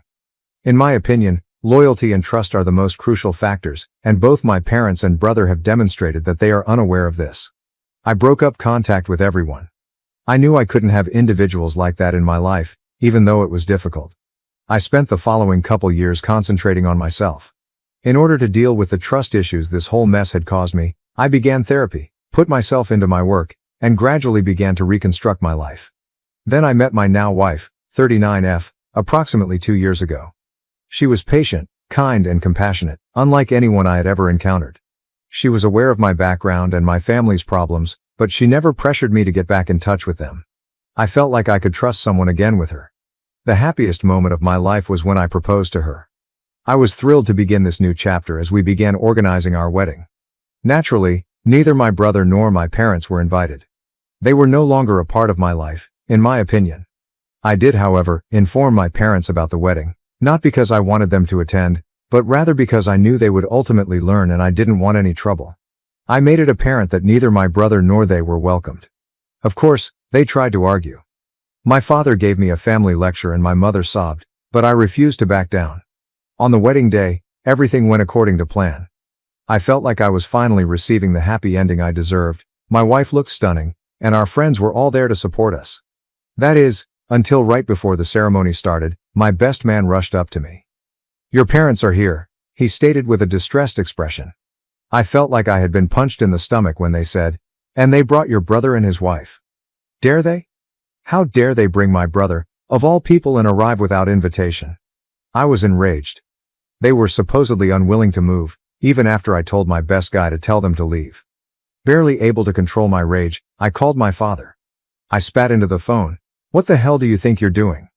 He said, "Son, it's your wedding day." As though that clarified everything. "We're your family. We should be here." With a trembling voice I stated, "I made it clear you weren't invited. Especially not him." 6 years have passed, my father countered. "Don't you think it's time to let bygones be bygones? Your brother is sorry for what he did. He's married now. His wife is pregnant. Can't we just be a family again?" What I was hearing was unbelievable. Did they honestly believe that all would be forgiven if they simply showed up? That I'd throw open my arms to them? I said, "Get out," in a strong, icy tone. "All of you, get out now, or I'll have security remove you." "Don't be dramatic," my dad said. "We're already here. Just let us stay for the ceremony, for your mother's sake if nothing else." I was on the verge of losing it all when my wife showed up. She could see how unhappy I was because she had overheard a portion of the talk. "What's going on?" she inquired, her expression displaying worry. I told her what was going on, thinking she would be as upset as I was. However, my wife, always the rational one, suggested a middle ground. She answered, "Let them stay for the ceremony. It's not worth causing a scene and ruining our day. We don't have to interact with them. After the ceremony, they can leave." I understood her argument, even though I didn't like it. I did not want a family fight to be the only memory of our wedding. I agreed against my better judgment. The ceremony proceeded according to schedule. I made an effort to concentrate on my wife, our vows, and our professed love for one another. However, I couldn't help but be hyper-aware of my family members seated in the back rows, my father sitting rigidly with a fake smile on his face, my mother wiping her eyes with a handkerchief, my brother appearing uneasy, and his wife clearly pregnant. I noticed my parents approaching us after the ceremony while everyone was chatting and praising us. I stiffened, braced for conflict. However, my best man stopped them before they could get to us and reminded them of the deal, which was that they would go following the ceremony. I observed their silent argument, my father appearing stern and my mother making frantic gestures. At last, my brother and his wife followed them as they turned and departed. With a sigh of relief, I believed that the worst was behind us. The speeches followed though. In his emotional toast, my best man expressed his happiness for us and our friendship. Other friends joined in, offering wishes and amusing anecdotes. I then made the decision to give my own spontaneous speech, driven by a combination of rage, champagne, and a desire for vengeance. I got to my feet and clinked my glass to get attention. With all eyes on me, the room went silent. We hadn't planned for me to give a speech, so I could see my wife giving me a questioning look and probably wondering what I was doing. "To my brother," I murmured, maintaining my composure in spite of the rage that was building within me. There was a whisper in the audience. Those who were aware of my past relationship with my brother appeared perplexed, while those who were not likely found this to be a kind gesture. Adding, "My brother isn't here today. But I'd like to thank him all the same. You see, if it wasn't for him I might never have met my wife." I stopped, sipped my champagne and looked around the room. My brother and dad, who had been about to leave, had halted their journey. Their looks were a mix of fear and optimism as they stared at me. 6 years ago my brother did me a huge favor, I remarked, sarcasm leaking out of my voice. He showed me exactly the kind of person he is by having an affair with my girlfriend. Deathly silence fell in the room. I couldn't stop, even though I could see the discomfort and shock on people's faces. I was releasing years' worth of repressed hurt and rage. I went on. That betrayal taught me a lot. It taught me that the people you trust the most can hurt you the deepest. It taught me that family doesn't always mean loyalty or love. And most importantly, it set me on the path that led me to my wife. I noticed the worry in her eyes as I turned to face her. However, I was too far gone to turn back now. I said, "So thank you, brother," as I lifted my glass. Thank you for showing me what true betrayal looks like. Thank you for teaching me that blood isn't always thicker than water. And thank you for being such a monumental screw-up that it made me work on myself. Made me become a better person, a person worthy of someone as amazing as my wife. After emptying my glass, I placed it firmly on the table. The silence that followed was deafening. I could see my brother's wife staring at him in disgust and shock, my parents looking like they'd been slapped, and my brother, well, he couldn't even look up from the floor. Oh, and Mom and Dad, I added, thanks for showing up uninvited and bringing him along. It gave me the perfect opportunity to let everyone know exactly what kind of family I come from. I felt a weight lift as the door closed behind them, but it was quickly replaced by another one as I turned to face the stunned crowd of our wedding guests. My brother's wife practically dragged him out as they left, followed by my parents, my mother crying and my father red-faced with embarrassment or anger, I couldn't tell. The hush was broken by my wife first, who gestured to the waiters and remarked, "I think we could all use another drink." Suddenly, the enchantment was broken. And conversation resumed, though I could hear whispers of my name everywhere in the room. With a look of disappointment and worry on her face, my wife drew me aside and questioned, "Was that really necessary?" I replied, "I'm sorry," as the adrenaline left my body. I couldn't let them get away with showing up like that, trying to play happy families after everything they've done. Squeezing my hand, she sighed and added, "I know what you mean, but this was meant to be our day. About us, our future, not about your past." She was obviously correct. In my rage, I had made our wedding about my family's turmoil rather than our love. I experienced a small remorse, but it was outweighed by the relief of finally getting my point over. I tried to refocus the conversation to more upbeat subjects, but I could tell that my outburst had clouded the event. The remainder of the reception was a bit of a haze, with people approaching me repeatedly, some expressing support and others obviously uncomfortable. I didn't really realize the consequences of what I had done until later that evening, when my wife and I were by ourselves in our hotel room. I sat heavily on the edge of the bed and whispered, "I'm so sorry, I ruined our wedding day."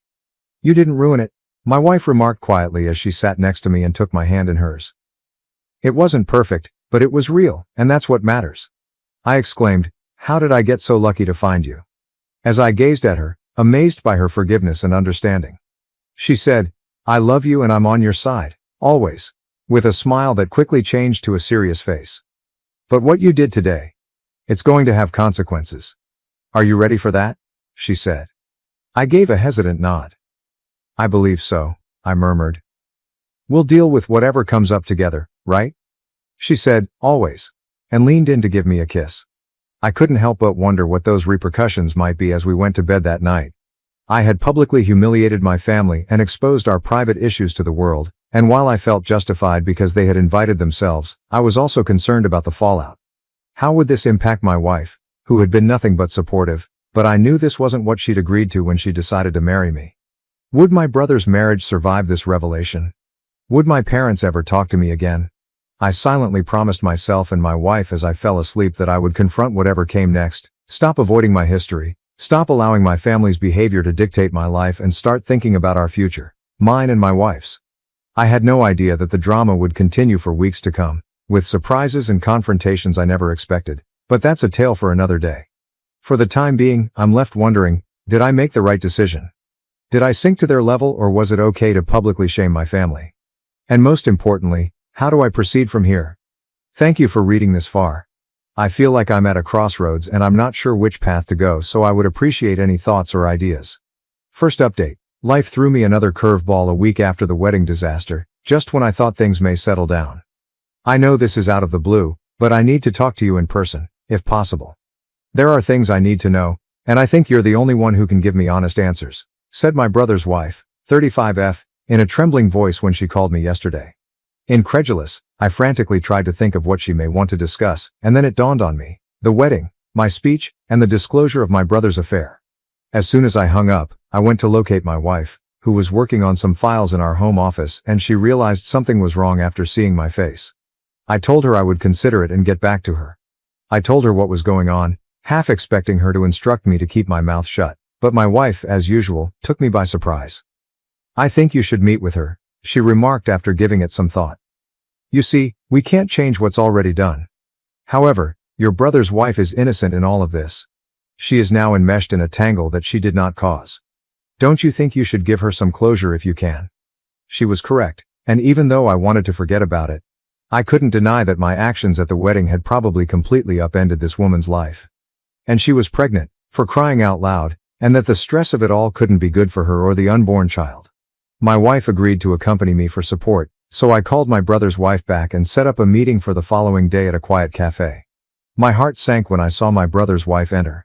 She looked exhausted and drawn, her eyes red-rimmed as if she had been crying. She must have been in her third trimester, and as she drew nearer, I could see that her pregnancy was even farther along than I had thought. This made me feel guilty once more. As she slid into the chair across from us, she said, "Thank you for meeting me. I need to know everything, from the beginning. I need to understand what happened between your brother and your ex-girlfriend. When it started, how long it went on. Everything." I inhaled deeply before telling her everything. How I had discovered the messages on my ex's phone. How I had confronted them both.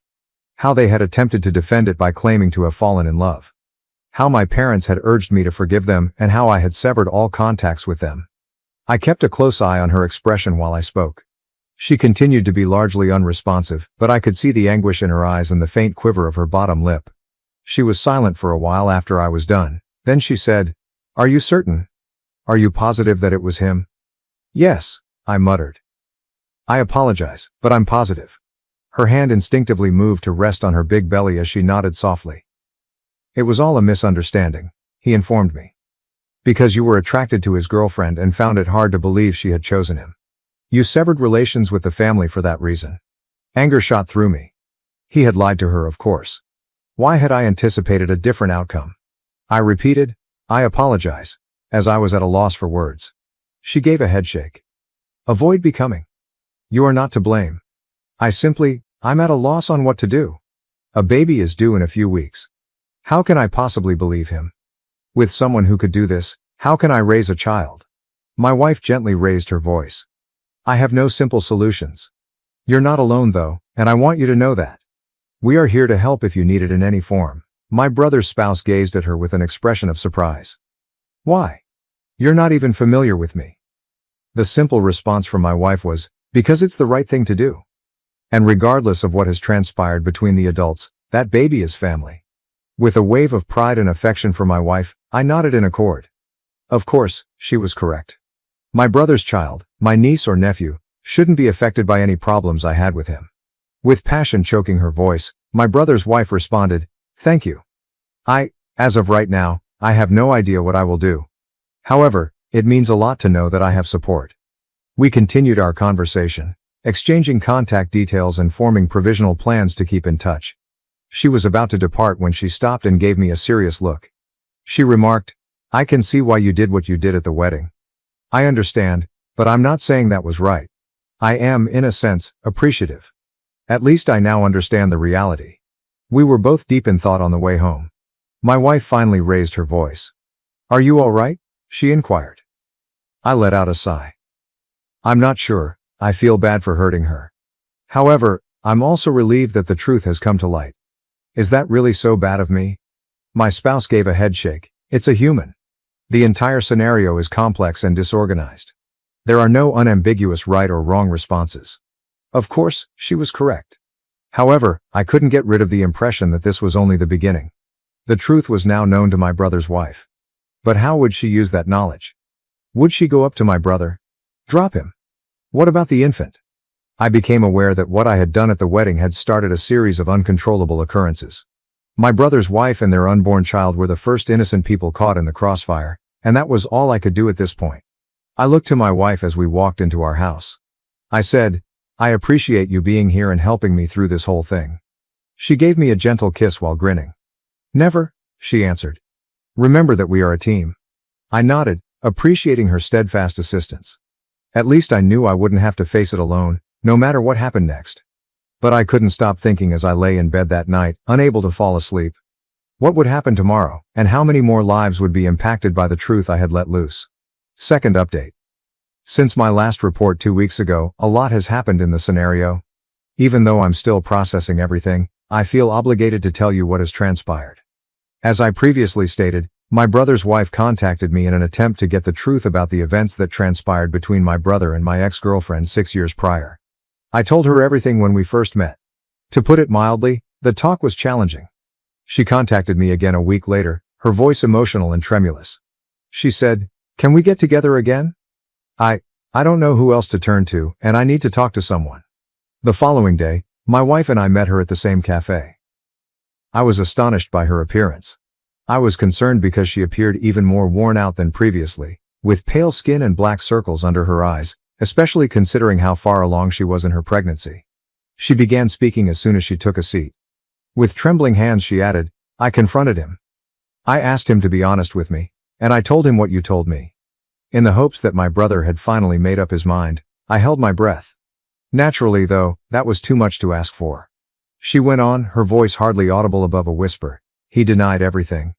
He accused you of lying, claiming that you've always envied him, and attempting to destroy his life. He even implied that you might be the one who had the affair and that you're blaming him for it." I was furious, but my wife quietly pleaded with me to let my brother's wife finish. With tears in her eyes, she looked up at me and whispered, "I didn't believe him. I wanted to, but he seemed to be reading from a script based on his reaction. And he became irate when I asked him for specifics. He has never before become upset with me. I realized then that you were being honest." Although I was glad that she trusted me, I was sad for her and her unborn kid. "What will you do?" my wife inquired softly. I had seen that my brother's wife frequently made this action when she was under stress. Her hand moved to her belly. "I'm not sure," she said. "I just don't see how I can stay with him, and I've been thinking about it constantly." I tried to sound objective as I inquired, "Are you thinking about getting a divorce?" Slowly, she nodded. "I believe I must. Someone who can easily lie to me and to everyone else around him is not someone I can trust, and I cannot raise a child with them. How would that set an example for our child?" I was unable to refute her reasoning. I was impressed by her strength, if nothing else. My wife asked if you had spoken to a lawyer. The wife of my brother shook her head. "Not just yet. Before I did that, I wanted to make sure. To be sure I wasn't overreacting, I suppose I wanted to speak with you first." I told her, "You're not overreacting. My brother's actions constitute a grave betrayal of trust. Furthermore, it speaks something about his character that he is still lying about it today." She wiped away a tear and nodded. "I understand. I simply never imagined that I would find myself in this situation, considering divorce while pregnant. It has the plot of a lousy movie." Squeezing her hand, my wife extended her arm. She said, "You're not alone in this. We are here to support you in whatever you choose to do." I gave a nod of assent. "Yes, without a doubt. And not only for you, but also for the unborn child. Regardless of what transpires between you and my brother, that child is part of our family." We spoke about her alternatives for the next hour. In order to understand her rights, particularly with regard to custody of the child, my wife advised that she speak with an attorney. I offered to assist her in locating a qualified therapist, who could assist her in processing her feelings and making rational decisions. My brother's wife appeared calmer and more focused as our meeting came to a conclusion. She remarked, "I believe I know what I need to do. I need to do what's best for me and my baby, even though it won't be easy." We bid her farewell with hugs and vowed to keep in touch. I experienced a range of feelings as we watched her leave, including relief that the truth was known, pity for her suffering, and rage at my brother. My wife broke the stillness on the way home. "Are you aware that this isn't finished? When your parents and brother learn that she is thinking about getting a divorce, they will respond." I let out a sigh. "I understand. To be honest, I'm trying not to think about it. We have to be ready," she added. "They may attempt to hold you accountable for this. Are you prepared for that?" I considered it for a while. I reached out to hold my wife's hand and said, "We'll face whatever comes up together, right?" She gave my hand a squeeze. "Never," she answered. I couldn't get rid of the sensation that we were about to experience something significant as soon as we drew into our driveway. My parents would surely have something to say regarding my brother's wife's divorce proceedings. The wife of my brother was contemplating a divorce. Without a doubt, my parents would become involved. And me, I was at the center of everything. But I felt like I was on the right side of things for the first time in years. With my wife by my side and the assurance that we were doing morally, I was prepared to confront the truth, no matter what came next. For the first time in a long time, I felt strong. Nevertheless, I couldn't help but ponder what the consequences might be as I laid in bed that night. What would my brother think if he found out that his wife was actually thinking about leaving him? Whose side would my parents choose this time? Time will tell, I suppose. However, I am certain of one thing. I will not allow the truth to be suppressed once more. Not now. Third update. Since my last update, which was a month ago, things have drastically changed. The decision to file for divorce has been made by my brother's wife. Last week, she informed me over the phone in a steady, resolute voice. She remarked, "I've given it a lot of thought. I've spoken with a therapist and a lawyer. After everything that has transpired, I am unable to remain in this marriage." I was concerned about her future, but I was also happy that she was advocating for herself. She interrupted me when I voiced my worries about her raising the child by herself. "I'm positive," she stated confidently. "I would rather handle this alone than bring up my child in a home where lies are the norm. Both of us are worthy of better." She is currently living with her parents after moving out. My brother will shortly receive the divorce papers. My father called me out of the blue 2 days after that call. This was the first time we had spoken since the wedding. He sounded exhausted as he said, "Son, we need to talk. Your sibling is in disarray. He claims that you're responsible for everything and that you have been telling his wife falsehoods." I could feel my temper building. "Dad, those aren't lies. You are aware of what he did. You've known all along." After a long silence, my father's emotionally charged voice came back. "I understand. I should have handled things differently back then. As should your mother. We were wrong to insist that you pardon him." I was taken aback. Neither of my parents had ever acknowledged their mistakes before. "My brother wasn't managing the situation well," my father continued. "He has been drinking a lot," my dad stated. "He came to our house and said that you had destroyed his life. To try to resolve everything, your mother wants to call a family meeting," he continued. "Would you think about attending?" I felt conflicted. I had a part that wanted to say no, to stop the family drama. Another aspect, though, seemed odd. I had assumed it had died years ago. Finally, I said, "I'll give it some thought, but I'm not promising anything." I shared both chats with my wife after the call. After paying close attention, she questioned, "What are you going to do?" I gave a headshake. "I'm not sure.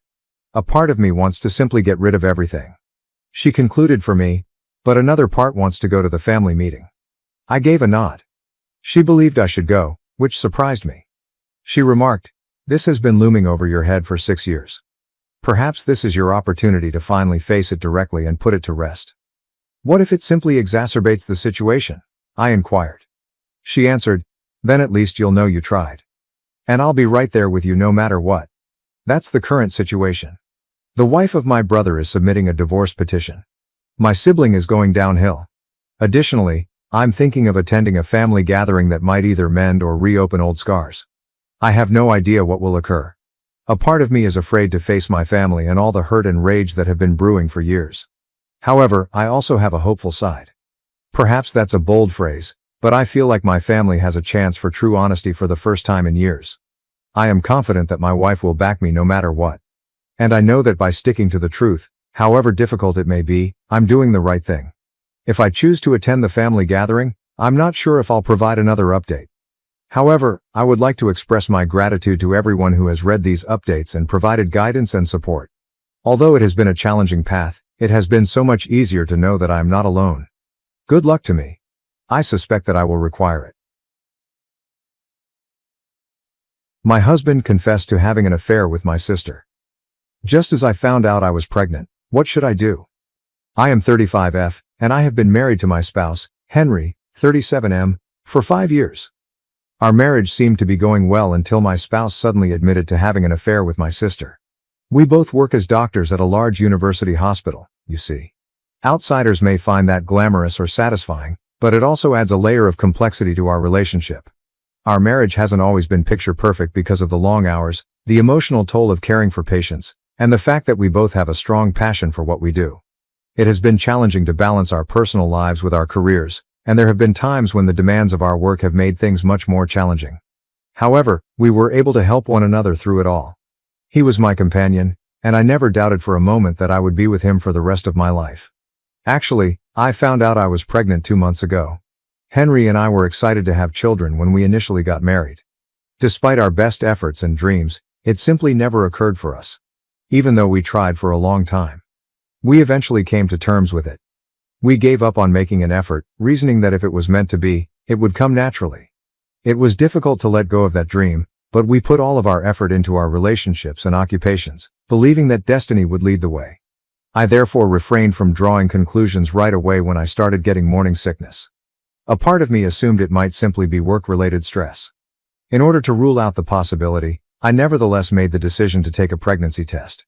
I was blown away when the test came back positive. It was such a time of great excitement and incredulity. I never imagined that I would be looking at that small test and knowing I was pregnant after all these years. Waves of emotions swept over me, and I had to take a seat to come to terms with the fact that I was pregnant. It was a mixture of wonder and happiness.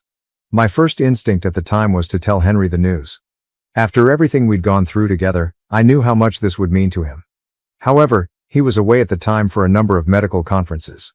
I chose to wait until he came back to tell him in person since this information was too crucial to convey over the phone or in a brief text message. I was aware that witnessing his response firsthand would heighten the significance of the situation. I had everything sorted out just right for the day Henry was due back from his trip. When I received the amazing news that I was expecting, I wanted to make the occasion extra special. I made lunch for us at our favorite restaurant, which we often frequented on special occasions or when we simply needed a little alone time. It was peaceful, comfortable, and stocked with all the foods we both enjoyed, so it was a place that carried many memories for us. As I thought about how this would be the beginning of a new chapter in our life, I tried to picture his reaction when I broke the news to him. However, I could tell right away that something wasn't right when I went to pick him up at the airport. Henry appeared distracted, seemingly absorbed in his thoughts. His greeting was different from his normal one. He didn't give me a warm embrace or show pleasure at seeing me after a long time apart. I could sense the disconnect in his manner, and he hardly even said hello. I attempted to dismiss it, speculating that perhaps he had been affected by the lengthy flights or the pressure of the conference. In an attempt to cheer him up and give us a chance to catch up, I brought up the reservation at our favorite restaurant. To my astonishment, however, he sighed, clearly annoyed, and suggested that we probably just go home and cancel. He sounded abrasive, as though the thought irritated him. I was surprised by his response. Since we didn't have any other important arrangements for the day, I figured that a lovely lunch would be the perfect way to help him relax. I told him that it would be better to have a brief lunch out and then go home because we would most likely wind up ordering takeout anyhow. He nodded curtly and let out an angry groan. Then, as though I hadn't been there, he resumed staring at his phone and distractedly scrolling while I took us to the restaurant. The tension between us was heavy by the time we arrived at the restaurant. Henry didn't say much as we sat down at the table. I questioned him about the conference in an attempt to start a conversation and diffuse the tension. His answers were one-word answers that didn't lead anywhere. They were brief, aloof and chilly. He was very different from that. Usually, following these excursions, he would tell tales of the individuals he encountered, the thought-provoking discussions he attended, or the novel concepts he discovered. However, he seemed to be keeping something back this time, and I couldn't help but wonder what was actually happening. To be fair, I had observed a minor change in Henry's conduct over the previous few weeks. He had begun to seem aloof before our lunch that day. Although I was a little worried, I dismissed it as the typical stress that comes with being a doctor. At first I didn't give it much thought because our professions are hard and frequently leave us exhausted both physically and psychologically. Because of the demands of our jobs, we had both experienced difficult periods in the past, so I figured this was simply another one. I kept telling myself that after his conference, he would feel better and we would return to our regular routine, and that he would finally open up after things had calmed down. However, I started to feel increasingly nervous as I sat across from him at lunch that day. Seeing him not recognize me and hardly speak. I made an effort to ignore my nervousness though. Even though we were at odds, I was anxious to inform him about the baby since I had waited long enough to do so. I hoped that by telling him about the pregnancy, he would suddenly stop worrying about whatever was hurting him and we could both enjoy this moment that would change our lives. Henry looked up from his plate just as I was getting up the nerve to tell him, just as I was ready to break the best news of our lives. He spoke in a calm, low voice, saying what I never thought I would hear. I have been unfaithful to you. ***. I didn't really pay attention to what he said at first. For a moment I believed I had misheard the clatter of talking and clinking dishes that filled the restaurant. I laughed nervously and said, "To what?" As though he had said something incorrectly. Then he looked me in the eyes, something he hadn't really done all day, and said it again, more clearly this time, in a tone that was almost emotionless. Asterisk asterisk. I've been having sex with Emma, your sister. Asterisk asterisk. The world around me seemed to stop at that very instant. My face became numb. My sister and my husband were having an affair. Asterisk asterisk Emma, asterisk asterisk, my sister, of all people. I gazed at him, trying to make sense of what he had said. What do you mean? I questioned him again, even though I knew in my heart. Even though I didn't want to believe it, his expression made it obvious. He simply sat there and looked directly at me with such a detached and dispassionate air, as if this were just another truth he was stating, something trivial and unimportant. The man I believed I knew, the man I had loved and trusted for so many years, was nowhere to be seen, and there was no regret. Everything I had known, including our marriage, our relationship, and even my own sister, seemed to be disintegrating before my very eyes, and I had no control over it. I could feel the sting of betrayal in the pit of my breast, and tears started to fill up in my eyes. When did it start? I questioned him in a shaky voice. I had to know. Some part of me hoped that perhaps this was all an error or misunderstanding, but I wasn't sure why. Almost casually, he started telling me about his and Emma's several months of sleeping together. With every syllable, my heart fell deeper. He clarified that it all began when Emma ended her relationship with her previous boyfriend. After the separation, she was inconsolable and had begun visiting our home regularly to get assistance. I can still clearly recall those times. In an effort to support her during such a trying time, I had invited her into our house. I believed we were aiding in her recovery since she was my sister. I had no idea, though, that Henry and Emma were growing closer behind my back in ways I could never have predicted. Yes, they had been friendly from the beginning. At the time, I really recall thinking it was wonderful that my sister and my husband got along so well. Knowing how close our family was to one another comforted me. However, I never imagined they were *that close, that they were sharing a bed, not even in my worst dreams. The enormity of the betrayal from both of them was too much for me to comprehend. I could feel my surroundings becoming hazy as Henry went on to describe his affair. He was no longer someone I wanted to hear. Nothing made sense. I thought I was about to get sick as my stomach rumbled. I snatched my keys from the table and sprang to my feet. The fact that we were in the center of a packed restaurant didn't bother me. The possibility that people were observing didn't bother me. I simply needed to leave. As I hurried to the exit to locate my car, Henry began calling after me. I didn't see my phone buzzing till I was in the car and heading home. Of course it was Henry. He contacted me again, reprimanding me for leaving him at the restaurant and for overreacting in front of everyone, rather than offering an apology. I yelled into the phone for him to leave me alone and take an Uber. As I drove home, my heart broken and my mind racing, I could hardly see the road through my tears. I shut myself in our bedroom as soon as I arrived home. I started crying hysterically at that point because the truth of what had just transpired hit me hard. I was unable to comprehend it. My own sister and my spouse, the man I loved. How could they have betrayed me in this manner? I sobbed till my body was totally worn out and I had no more tears to shed. Henry must have returned to the house at some time. His voice was muffled by the wood when I heard him knock on the bedroom door. I couldn't stand him. Even though he insisted on talking. I was no longer able to listen to him. I curled up in a ball on the bed, my sobs smearing the pillow, refusing to open the door. I must have slept off at some point, but I'm not sure how long I remained that way. It was already midnight when I awoke. Henry had ceased hammering, and the house was oddly quiet. I was so hungry that I made the decision to go downstairs and buy some food. Henry was dozing off on the couch when I arrived in the living room, and his phone was on the table beside him. My blood boiled when I saw him sleeping there, appearing so content. After what he had just told me, how could he sleep so soundly? After standing there for a while, fuming with rage and shock, I turned to look at his phone. This was something I had never done in our whole marriage. However, I unlocked Henry's phone for the first time that evening.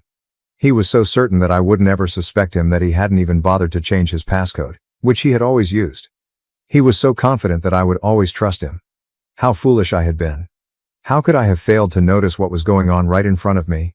My heart pounded as my sister and I went through his messages, dreading what we may discover but still having to know the whole truth. And there it was. They had exchanged several offensive pictures, each more agonizing to view than the one before. Pictures of my own sister and my husband smiling, making jokes, and organizing their covert meetings.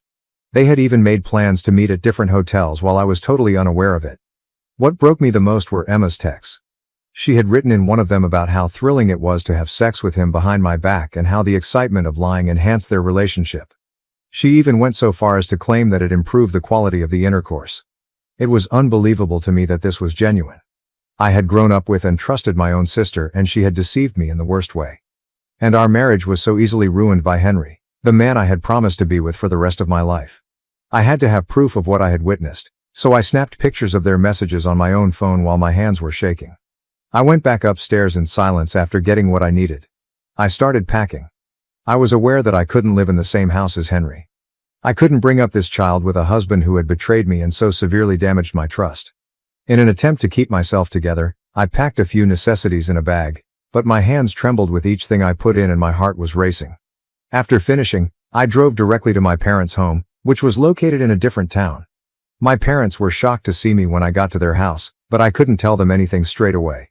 Fortunately, they didn't ask many questions that evening. I simply told them that I needed to remain with them for a bit. I've been residing with my parents ever since that evening. Yes, I am in the process of ending my relationship with Henry. After all of this, I haven't spent any time in getting a divorce. After being betrayed, there is no turning back. After learning of everything, my parents are also incensed and have cut Emma off entirely. She is no longer welcome in our family, and they are ashamed of what she did.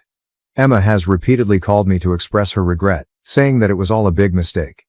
However, I'm not sure if I'll ever be able to forgive her. Ironically, Henry's family has been incredibly supportive, especially given that their own kid is to blame for this problem. They made it apparent that they were extremely disappointed in him as soon as they learned of his adultery. They have made a strong stand and disapprove of what he has done. He has been informed that they will not allow my sister into their family. They haven't tried to hide their distaste. It's as if they now recognize Henry for who he really is. Update. Since many of you have been inquiring about the nature of my connection with Emma and the reasons behind my sister's actions against me, let me clarify a few things. What can I say? Throughout our childhood, we had what I believe to be a typical sibling connection. Our parents loved us both equally, and none of us was the golden child of the family. There were never any serious arguments or jealousies between us. This stings even more because I have always loved my sister no matter what. I honestly worried about her when she went through her breakup 6 months ago. I am not blind to the irony that Emma's ex was discovered cheating on her with a coworker. I wanted to be there for her as her big sister because she was in complete despair. To help her recover and get back on her feet, I proposed that she remain with us for a bit. Remembering how she would confide in me about her trust concerns following her breakup is what's really getting to me right now. While she was sleeping with my husband, she would sob on my shoulder and tell me that she could never contemplate doing to someone what her ex had done to her. There are simply no adequate words to describe the degree of manipulation. Emotionally, the pregnancy has been challenging.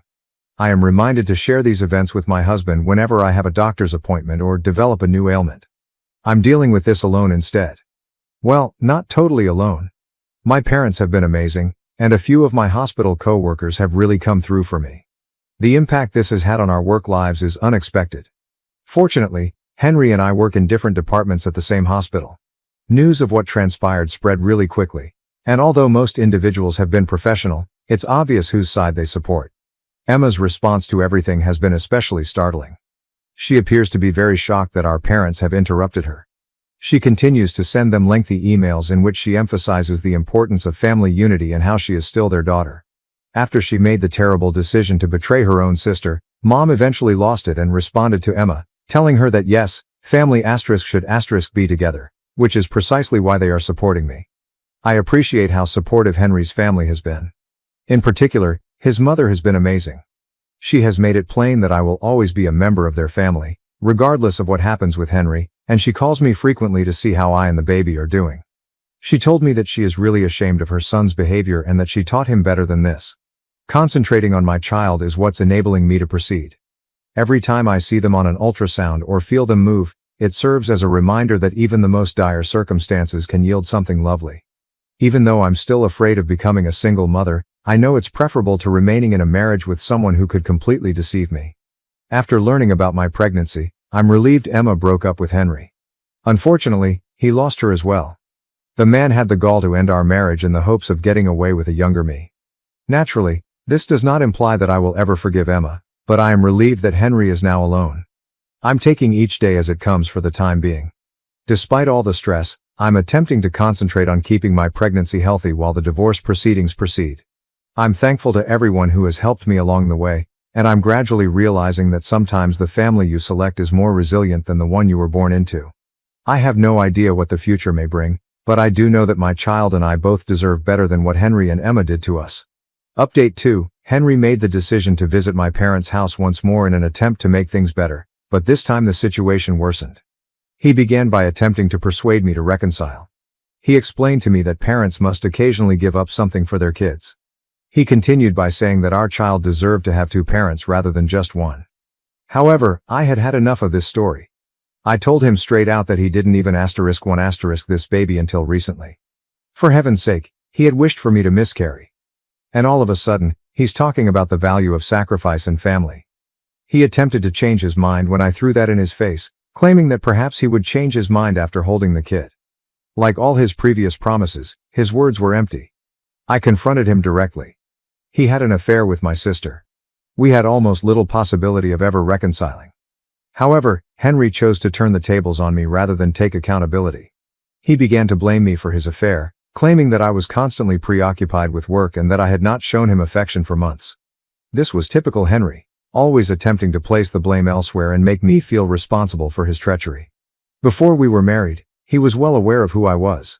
Before we met, we had worked together for years, so why was he acting so startled now?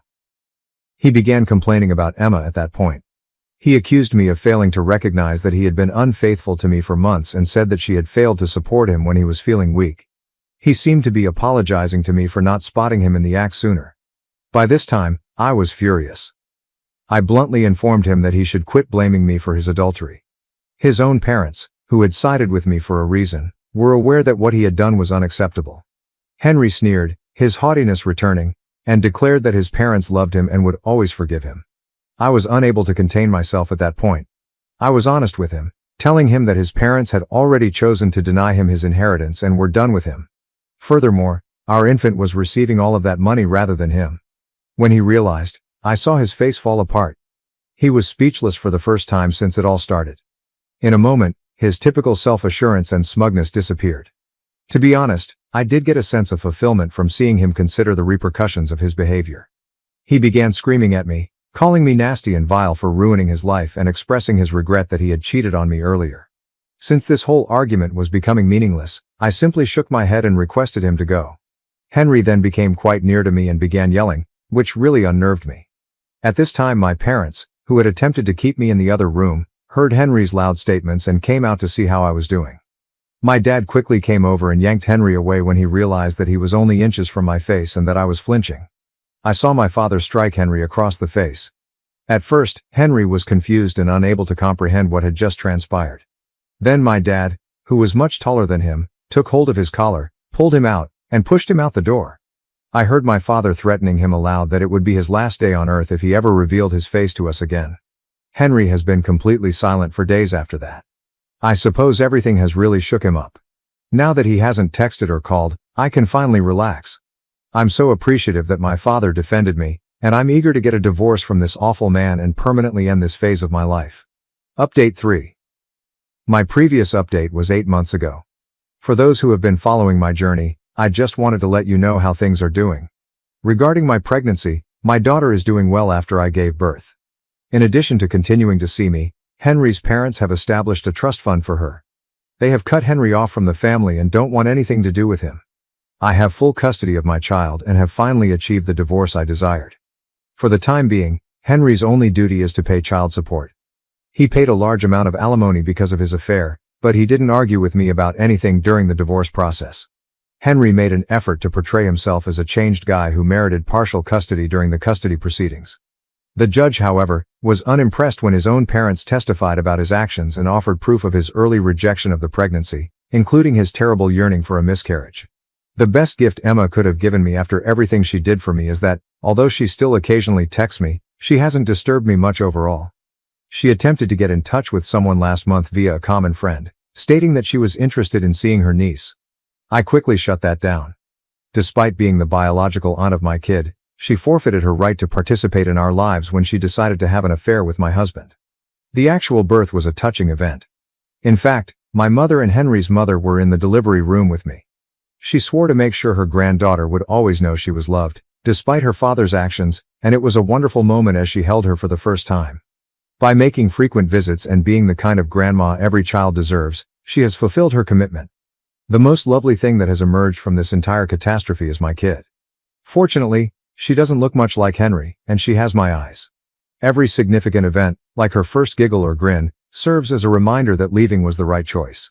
Sharing these priceless moments with someone who had so severely betrayed me was unthinkable.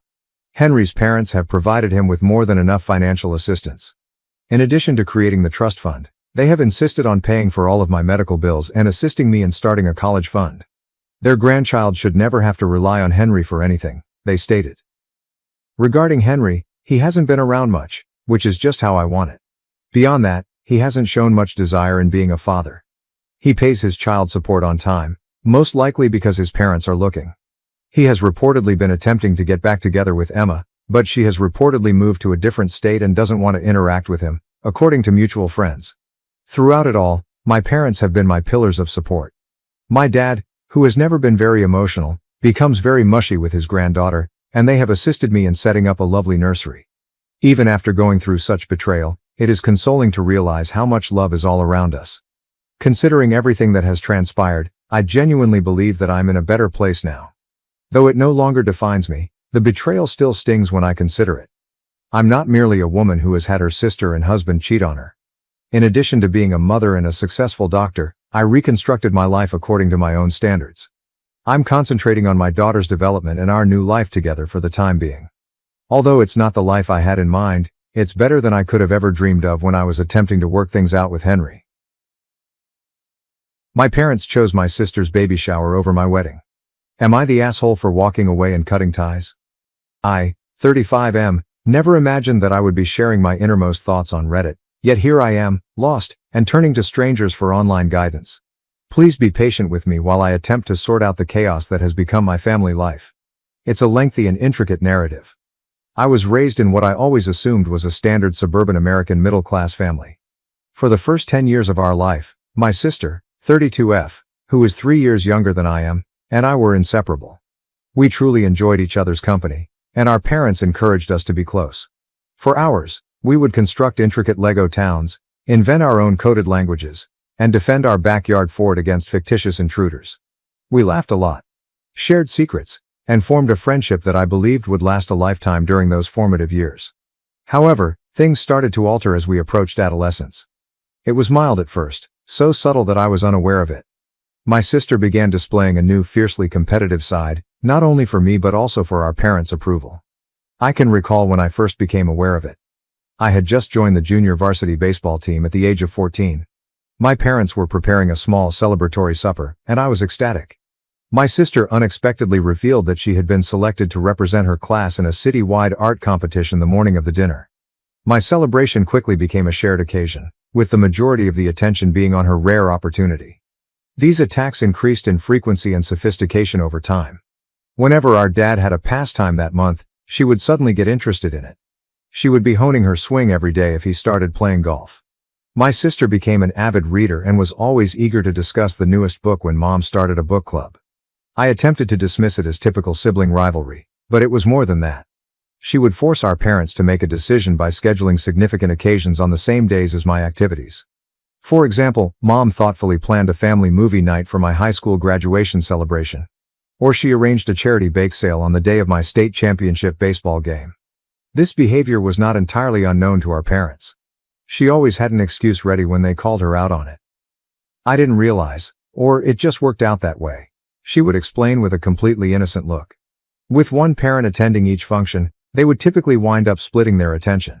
When they had to make these decisions, I could see the remorse in their eyes, but it didn't alter the reality that they were being controlled. The competition continued as we grew older. It simply changed. My sister seemed to spend her entire life conforming to our parents' expectations, while I followed my passion for technology and developed a career in the field. Despite being accepted to her desired school, she decided to attend the college they recommended. She gave up her personal hobbies to pursue the career they were always discussing. Instead of dating the creative types she used to be attracted to, she even dated the kinds of men they liked. Please understand that I adore my parents. Even when I took a different route than they had in mind, they have always been there for me. They celebrated my promotions, assisted me in moving into my first apartment, and were always ready to offer guidance. But when it came to my sister, there was always this undercurrent of approbation. Although they would never express it directly, they were clearly proud of the decisions she made. Their excitement when she called with news was evident, as did the way they would boast about her to their acquaintances. A few years back, while we were both at home for the holidays, I made an attempt to discuss it with my sister. I questioned her about if she was actually content with the decisions she was making and whether this was the life she had always desired. I was shivered by her response. "You don't get it, do you?" With a smile that stopped short of her eyes, she said, "You win like this. You get what you want when you give them what they want. I suppose you've never been excellent at the game, but it's not difficult." I was plagued by that conversation for years. It helped me comprehend that my sister, with whom I had constructed forts and developed coded languages, was no longer with me. Someone I hardly recognized took her place, someone who viewed our familial ties as a contest to be won. Let's fast forward to the present. I've been dating my girlfriend for 5 years, and we are recently engaged, 33F.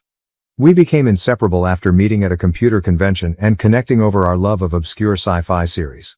She is intelligent, compassionate, and has supported me through all of the family strife. We've developed a life together, and last year I made the proposal. I was so happy that I couldn't wait to tell my relatives about it.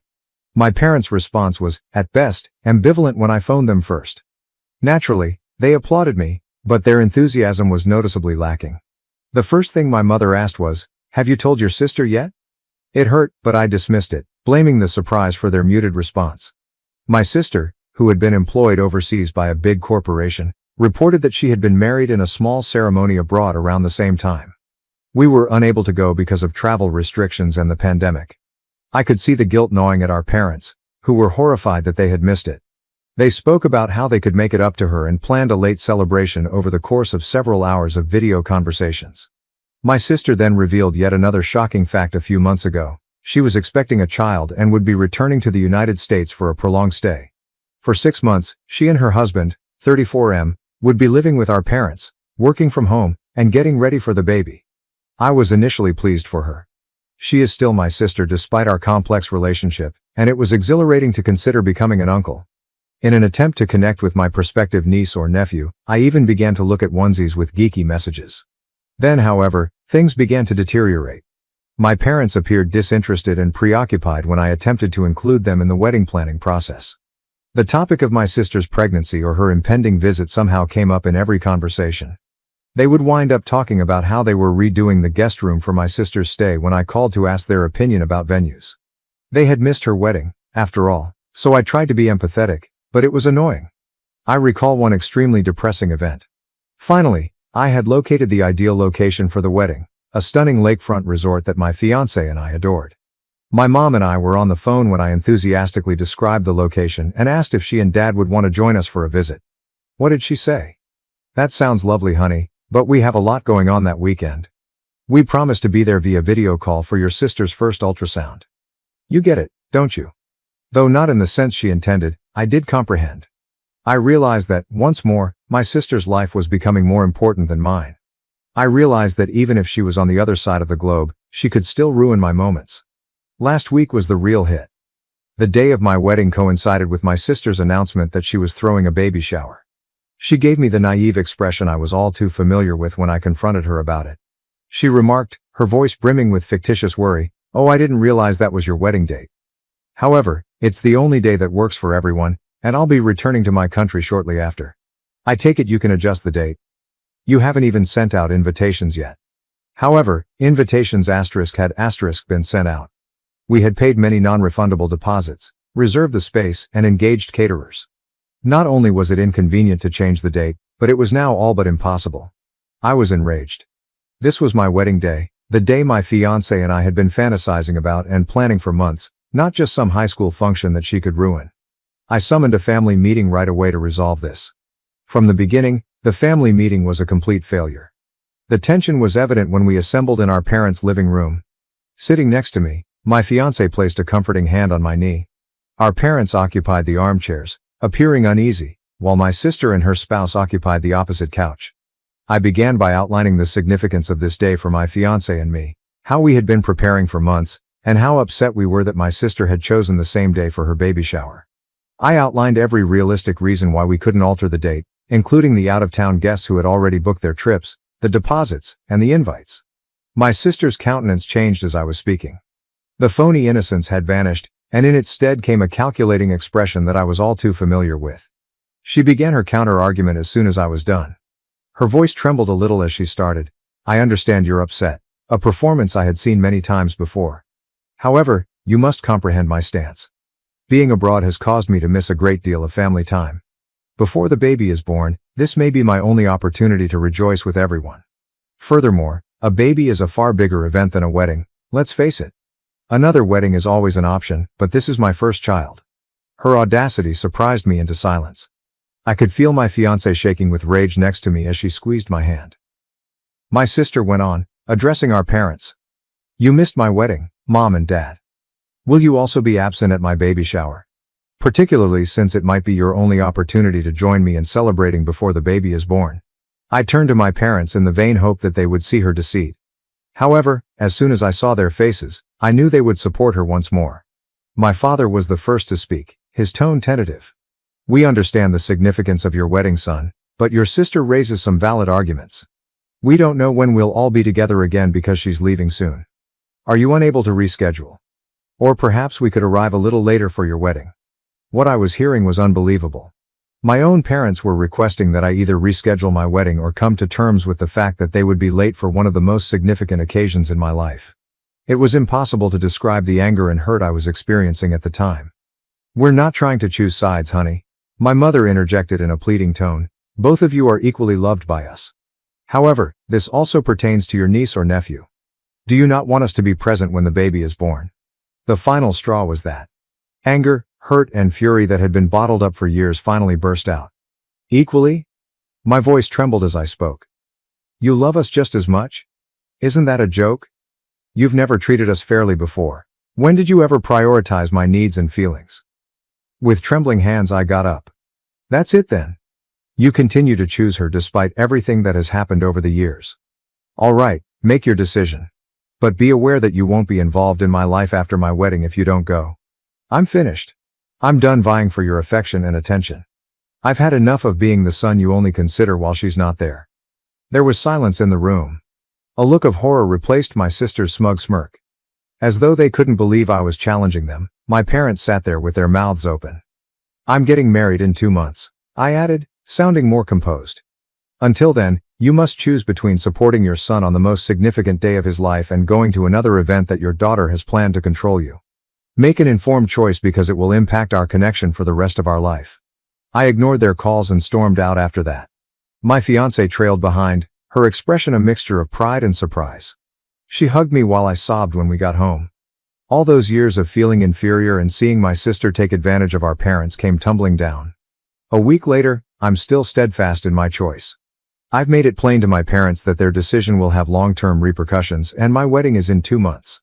They have been phoning and texting me, alternating between begging and guilt-tripping, but I refuse to back down. Although she believes I should keep the possibility of reunion open, my fiancé supports me. While some people believe I'm exaggerating, others believe it's time for me to advocate for myself. My need for self-respect and my affection for my family are at odds. Am I the jerk for giving my parents this ultimatum, Reddit? Is this the proper thing to do or am I overreacting? From here, how do I proceed? I feel as though I'm at a crossroads and that I will lose something important whichever route I go.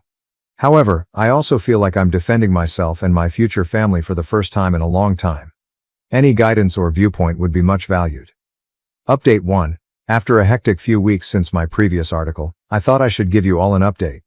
I want to start by saying thank you to everyone who left a comment on my initial post. Throughout this trying period, your guidance and support have been priceless. What has transpired since then is as follows.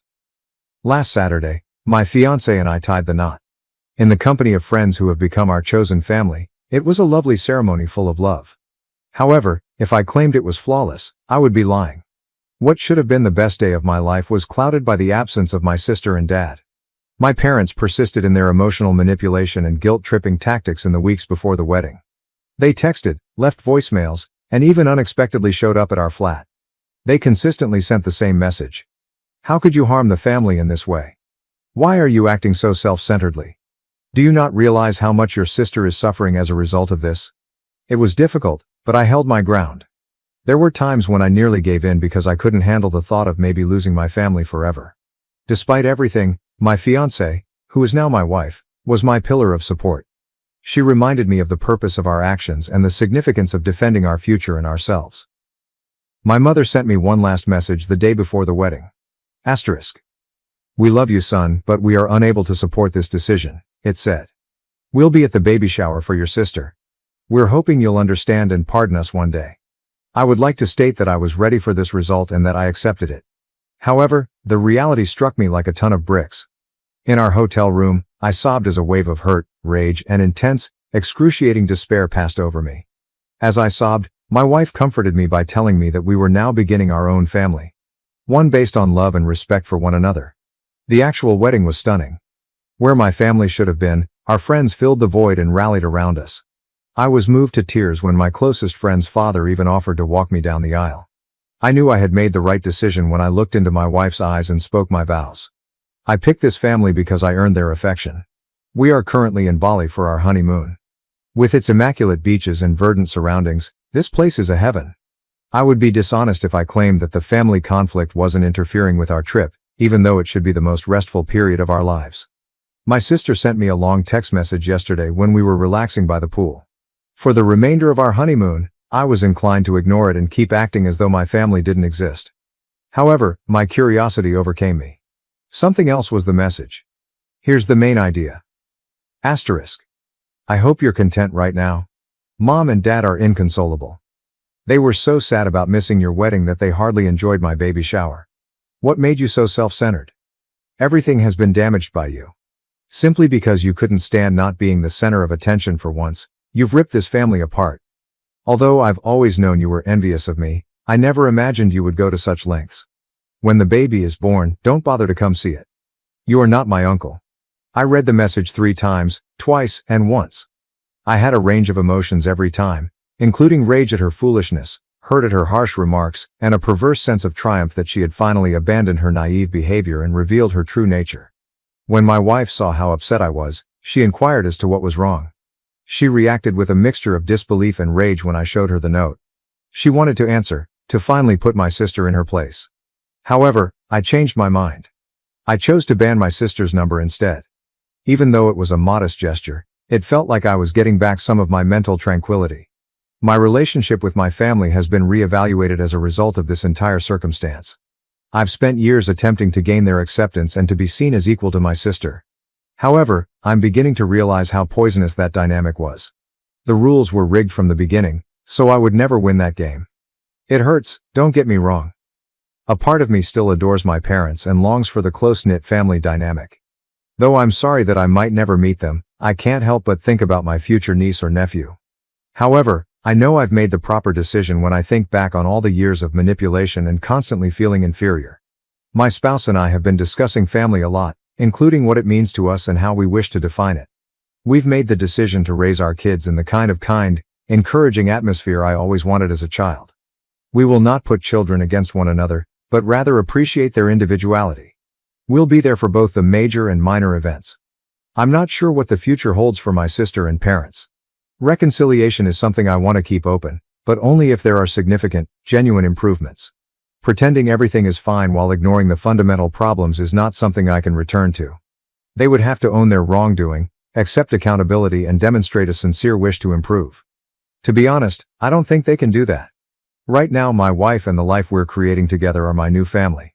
We're discussing establishing our own holiday customs and fostering a loving, respectful environment at home. It feels appropriate, but it's also a little frightening. I would say this to anyone who could be in a similar circumstance and unsure about whether to confront toxic family members. It's difficult, but it's worthwhile. Your happiness, your self-respect, and your peace of mind are all valuable. Even if they are relatives, don't give them up for individuals who don't genuinely appreciate you. For the first time in a long time, I feel hopeful, even though I have no idea what the future contains.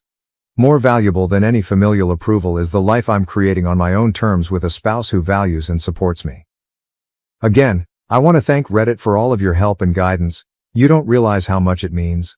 I'm going to concentrate on enjoying my honeymoon and looking forward to the future for the time being, but I'll provide another update if anything noteworthy happens. Update 2. Since my last update, which was approximately 3 months ago, a lot has transpired. I want to express my gratitude to everyone for their ongoing guidance and support. During this trying time, your words have given me strength. Approximately 2.5 months ago, my wife and I returned from our honeymoon. It was more difficult than we thought to return to real life. It was simple to turn my family's presence out of my mind when we were abroad. However, everything came flooding back when we were at home and surrounded by mementos of our lives before the wedding turmoil. My family made their first attempt to get in touch with me around 2 weeks after we returned. My dad texted me, saying, "We miss you, son. Can we have a conversation?" My wife and I debated how to react for hours after I showed her the note. There was a part of me that wanted to ignore it and stick to our no-contact rule. But there was another side that longed for reconciliation, a part I believed I had buried. We ultimately chose to react, albeit tentatively. Halfway between our houses, we decided to meet at a calm cafe as a neutral venue. Despite my wife's offer to accompany me, I chose to attend this initial meeting by myself. Without any protection, I had to confront my parents. I was quite nervous on the day of the meeting.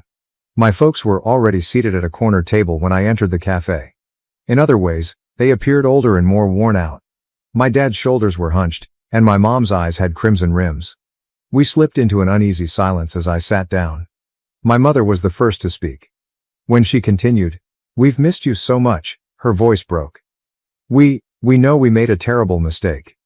We've had a lot of time to think about our actions, son," my dad said, nodding. "We now understand how unjust we have been to you for years, not only during the wedding." As they opened their hearts to me, I listened. They discussed how they had always found it difficult to divide their attention between my sister and me and how they had gotten caught up in the habit of overcompensating for her demanding personality. They acknowledged that they had been oblivious to her tactics and had consistently justified her actions. My father remarked, "We believed we were being fair. However, we now realize that we were anything but. We caused you great pain by allowing your sister to control the dynamics of our household. We sincerely apologize, son." Although I was grateful for their apologies, a few words cannot erase years of suffering and animosity. I answered, "I hear you," in a firm voice. "And thank you for apologizing, but I must make it clear to you that there is no quick fix for this. One of the most significant days of my life was missed by you. As you have done for years, you put my sister's desires ahead of your own. I can't simply forget about that." They gave a sympathetic but painful nod. We spoke for hours. In an attempt to better understand their own behavior and how it had impacted our family dynamics, they told me they had been attending a family therapist. They discussed what they had learned about their parenting approach and how it had fueled my sister and my rivalry.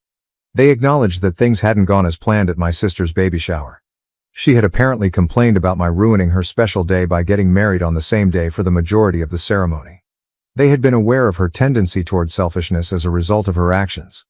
"We've started setting boundaries with her," my father wrote. "She's not handling it well, and it's not easy. However, we now acknowledge that we have tolerated her behavior for far too long." By the end of our meeting, I felt as though healing was conceivable, though not quite. I committed to keeping in contact with them and making modest efforts to mend our connection. We agreed that my wife would be involved in our conversations and scheduled monthly dinners and weekly phone talks. Regarding my sister, she sent me an email a week following our meeting with our parents. This was the subject line, "I apologize." To put it mildly, I was dubious. I wasn't sure I wanted to hear anything she had to say after her harsh texts on our honeymoon. However, my curiosity overcame me and I clicked on the email. It was unexpected. She wrote, "Brother, I have a significant apology to make to you. For years, I have been egotistical, cunning, and plain mean to you. I constantly reminded myself that I was only playing the game and doing what I had to do to advance. However, I now realize that I was simply acting like a bad sister and a horrible person overall. To be honest, I've always envied you. You've always exuded confidence and competence. While I molded myself into what I believed our parents wanted, you followed your passions and created the life you enjoy. I was angry with you because you were free to be who you were and yet be appreciated. I am aware that this does not justify my actions. There is no justification for the way I have treated you, particularly during your wedding. I gravely damaged you by allowing my hatred and jealousy to impair my judgment. I'm currently attempting to resolve my problems in treatment. I'm coming to accept accountability for my deeds and to cease attributing my own failures to other people. I don't think I deserve forgiveness, so I don't expect it. However, I wanted to express my sincere apologies for everything. I hope that one day we will be able to resume our relationship, this time one that is based on respect for one another and true love. Best wishes on your nuptials. I hope the two of you are content with each other. Your sister. I tried to process my emotions by reading the email multiple times. I hadn't heard anything that sincere from my sister in a long time. My wife and I spoke about it for a long time after I showed her. I ultimately made the decision to reply, however succinctly. I told her that I valued her honesty and thanked her for apologizing. I clarified that although I'm not yet ready for a relationship, I'm happy she's seeking support and improving herself. Although I made it apparent that it would take time and be on my terms, I kept the door open for future communication. That's the current situation. I'm repairing my relationship with my parents in a cautious manner. My sister and I are currently in a holding pattern, however we may eventually get back together. Together, my wife and I are stronger than ever as we navigate these turbulent familial waters. I'm not gullible enough to believe that everything has been resolved.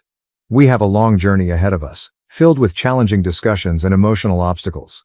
However, I feel optimistic about my family ties for the first time in a long time.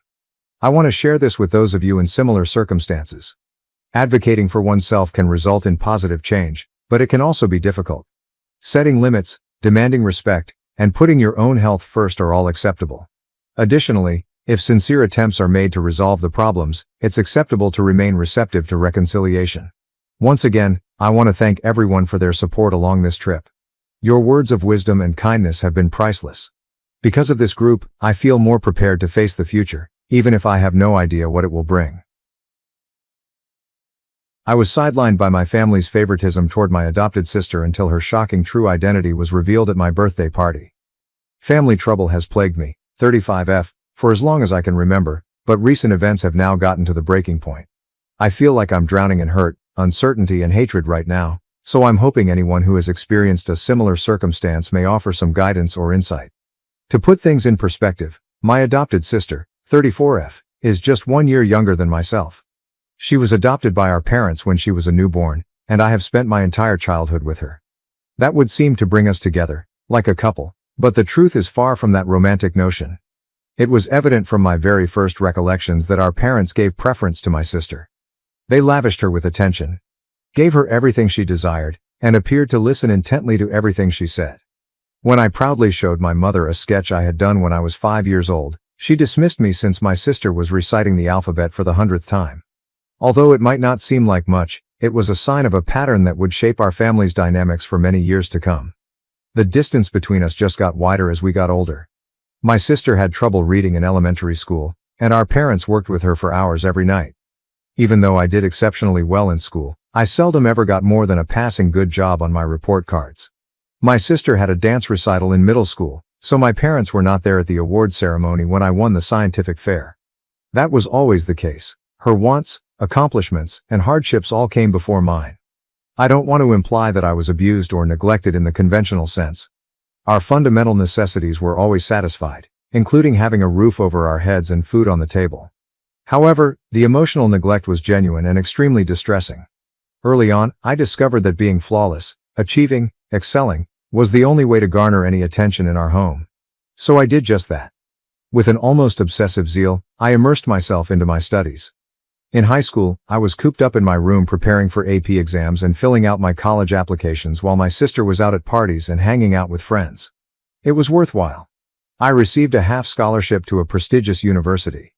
This will finally make my parents proud, I thought. However, instead of applauding my accomplishment on the day I departed for college, they fussed more about how my sister would handle my absence. College was enlightening. I was evaluated entirely on my own merits, not in relation to my sister. For the first time in my life, I made true friends who appreciated me for who I was, and I flourished both socially and academically. I obtained a position at a prominent company after graduating with honors. With unwavering resolve, I ascended the corporate ladder during the ensuing 10 years.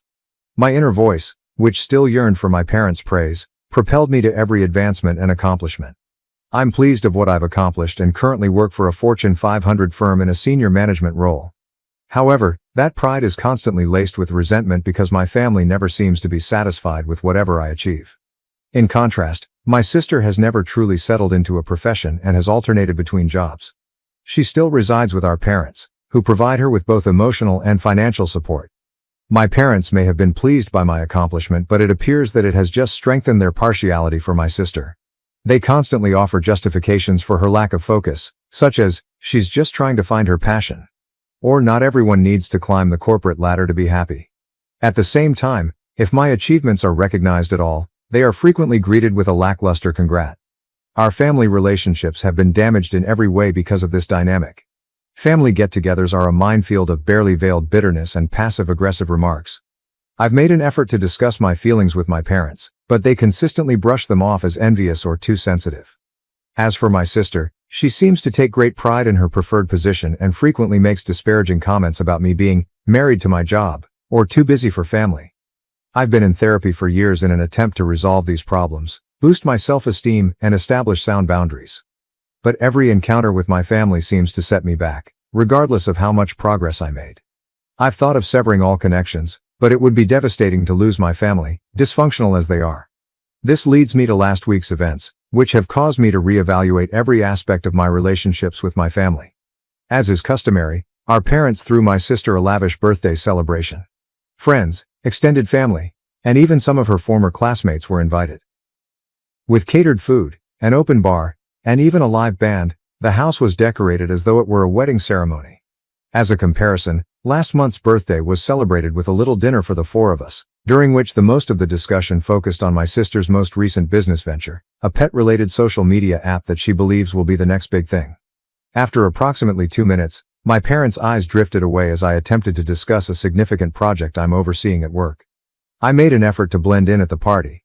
I tried my best to encourage my sister on her special day by interacting with family members in a courteous manner and striking up little conversations. However, as the evening went on, I sensed the old bitterness rising within me. It wasn't just the extravagant celebration. It was also the way our parents showered her with praise, how family members inquired about her life while hardly noticing mine, and how she absorbed all the attention as if it were her natural inheritance. In an attempt to calm the anxiety attack I could see coming on, I found myself withdrawing to a corner and drinking a glass of wine. When she saw how upset I was, a cousin came to see how I was doing. With sincere concern in her voice, she inquired, "Are you okay?" For the first time that evening, someone had taken the effort to inquire about my well-being. I started to reply, but my sister's voice broke through the throng before I could. She raised her voice and tapped her glass with a spoon, saying, "Attention everyone. I'd like to make a toast." As everyone's attention was drawn to my sister, the room became quiet.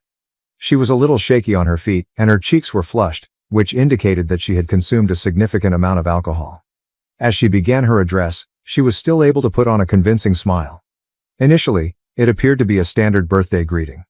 She toasted our parents for their love and support, thanked everyone for attending, and conveyed her appreciation for the celebration.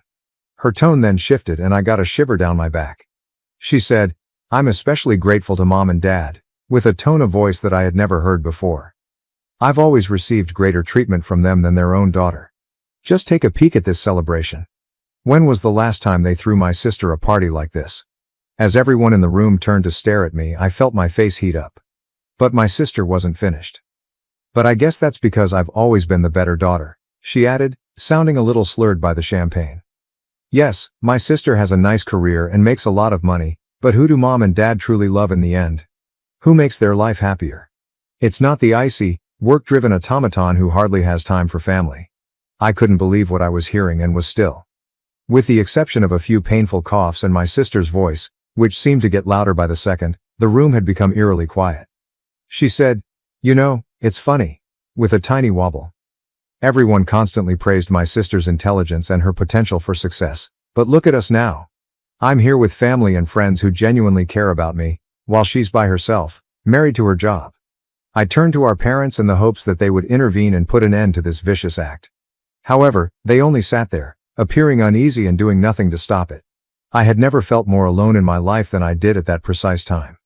My sister continued to babble, criticizing every element of my life, including my appearance, the fact that I didn't have a romantic partner, And even the suggestion that I succeeded in my work by sleeping my way to the top.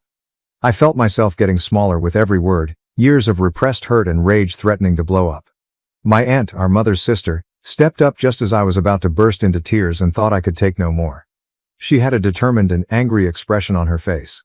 I was standing when she approached and gave me an envelope. Her voice broke the tension in the room as she stated, "Don't open this until I'm done talking." Her eyes were flaming as she turned to face the throng. The scene that followed resembled a scene from a soap opera. According to my aunt, my sister wasn't taken from a foster home.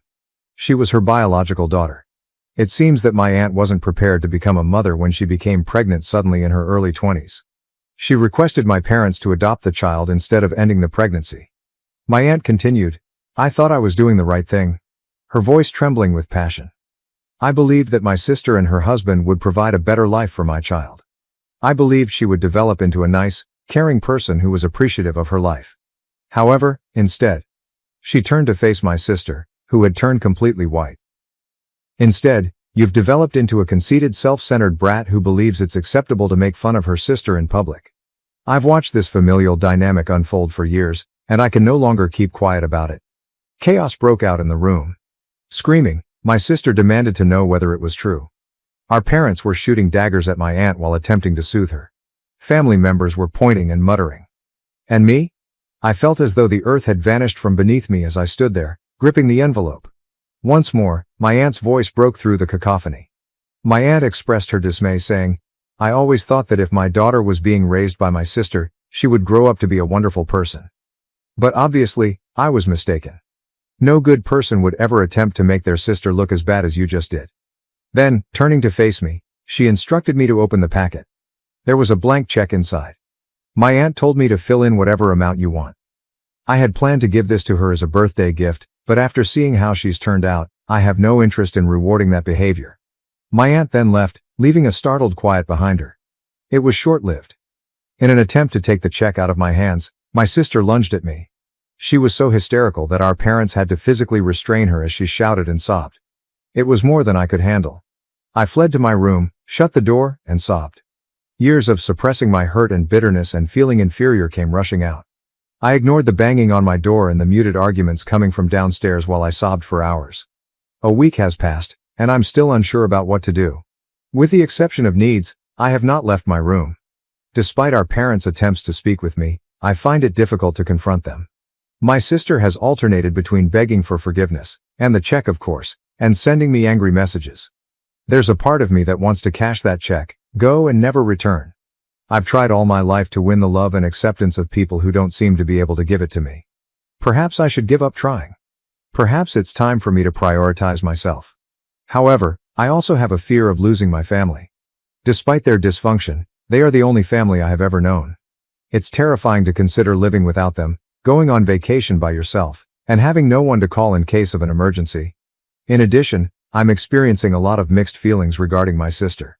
On the one hand, I'm upset with her for her actions during the party and for years of subtly insulting people. However, I can't help but feel a little sorry for them. It must be really upsetting to learn that you're adopted, especially in such a humiliating and public manner. Does that justify her actions? Not at all. However, it makes matters more difficult. Regarding my parents, I find it hard to comprehend how they could have watched while my sister sobbed at me. Were they simply taken aback? Or does their lack of response reveal their true feelings for me? Years of emotional neglect and favoritism, how can I even start? I feel as though I'm at a fork in the road and am unsure of which way to go. Should I make an effort to repair these damaged relationships? Can something wholesome be constructed from such a poisonous base? Or do I go on and attempt to start over, one in which I'm not always looking for unfulfilled approval? Reddit, I'm lost. I've tried my entire life to gain the love and acceptance of my family, only to be rejected and humiliated in the process. From here, how do I proceed? Should I accept that certain families cannot be repaired, or is there any chance for reconciliation? Any insight or counsel would be greatly valued. I feel as though I'm drowning in hurt and confusion, and I'm no longer sure which way is up. First update. 2 days have passed since the terrible birthday celebration, and I'm still getting over it all. My aunt came to visit me this morning. As she continued to discuss the adoption, she appeared worn out. When she became pregnant, she was young and afraid. It seemed like the ideal option for my parents, who had been trying for another child. To keep everyone safe, they decided to keep it a secret. For years, she had been accumulating money with the intention of transferring it to my sister when she was ready to be self-sufficient. She came to the realization that I was more deserving after the party. She gave me an empty check. I felt both guilty for stealing something intended for my sister and justified that someone recognized the unfair treatment. Despite my attempts to decline, my aunt persisted, claiming it was back pay for emotional labor. That evening, I decided something. I checked into a hotel across town, packed my luggage, and left my folks a note. I needed time to reflect. I ignored the calls and messages from my relatives throughout the course of the following several days. I performed some introspection, talked to my therapist, and sought advice from a financial advisor regarding the check. I sent my folks an email 5 days later. I assured them I needed time but was secure. I laid up my requirements for mending our relationship. They had to admit to the years of partiality. All of us go to family therapy. My sister apologizes in public. They start treating us equally and cease condoning her actions. They instantly responded that they were relieved and asked me to come home so we could discuss. We decided to get together at a cafe close to my hotel. It was a stressful encounter. My parents agreed to treatment and pledged to improve our ties, as if they were sorry. They expressed reluctance to publicly apologize for my sister's adoption, claiming it was traumatic. I refused to back down and insisted that she issue a public apology for her actions. With an uneasy truce we departed. Everything but the public apology was approved by my parents, who indicated they would talk to my sister about it. Over the following few days, the negotiations went on. At first, my sister sent irate messages and refused to apologize. But as I persisted, her tone started to shift. She apologized via text, saying she was unhappy and intoxicated at the party. I retorted that the apology should not only be for the party event but also for years of nasty behavior. More irate texts followed, and then there was stillness. My parents attempted to mediate the situation by offering solutions like a written statement or an apology limited to the family. I was conflicted as this went on. There was a part of me that wanted to be forceful and insist on the respect I so well earned. Another part wondered if fighting was worth it because it was so exhausting. I was reminded by my therapist that putting my health first is not selfish. Setting boundaries, she stated, is necessary for healthy relationships. I've made the decision to offer my family one final opportunity to comply with my demands. I'll use my aunt's check to start over somewhere else, away from family strife and past hurts, if they are unable to. I'm feeling both nervous and optimistic as I get ready to give this order. Whatever occurs will influence my life and relationships in the future. I'm hoping I'm making the correct decision. I will update you. I appreciate everyone's support. Knowing that I'm not fighting this battle alone is reassuring. Second update. Since my last update, which was a week ago, things have drastically changed. I've made the decision to revoke the terms I established for reconciliation, but not for the reasons you may expect. After arguing with my family for days, I came to the conclusion that their attempts at compromise were more about minimizing the harm than showing sincere regret. Increasingly manipulative, my sister's apology texts alternated between gaslighting and guilt tripping. "You're tearing this family apart," she'd write, and then, "I don't even remember what I said at the party. Are you sure you're not exaggerating?" In the meantime, my parents persisted in trying to reach a solution that seemed to ignore the true problems rather than deal with them. They objected to the concept of admitting their part in creating this unhealthy relationship and instead proposed a private family gathering where my sister would provide an apology. I started to lose sleep, check my phone frequently, and get nervous whenever it buzzed as the pressure increased. It became evident that my mental health was suffering as a result of this negotiation. At that point, I decided to remove my conditions, not because I believe they are irrational, but rather because I now understand that meaningful change cannot be coerced or negotiated. My family just isn't there yet, and it must originate internally. I wrote my parents a quick email.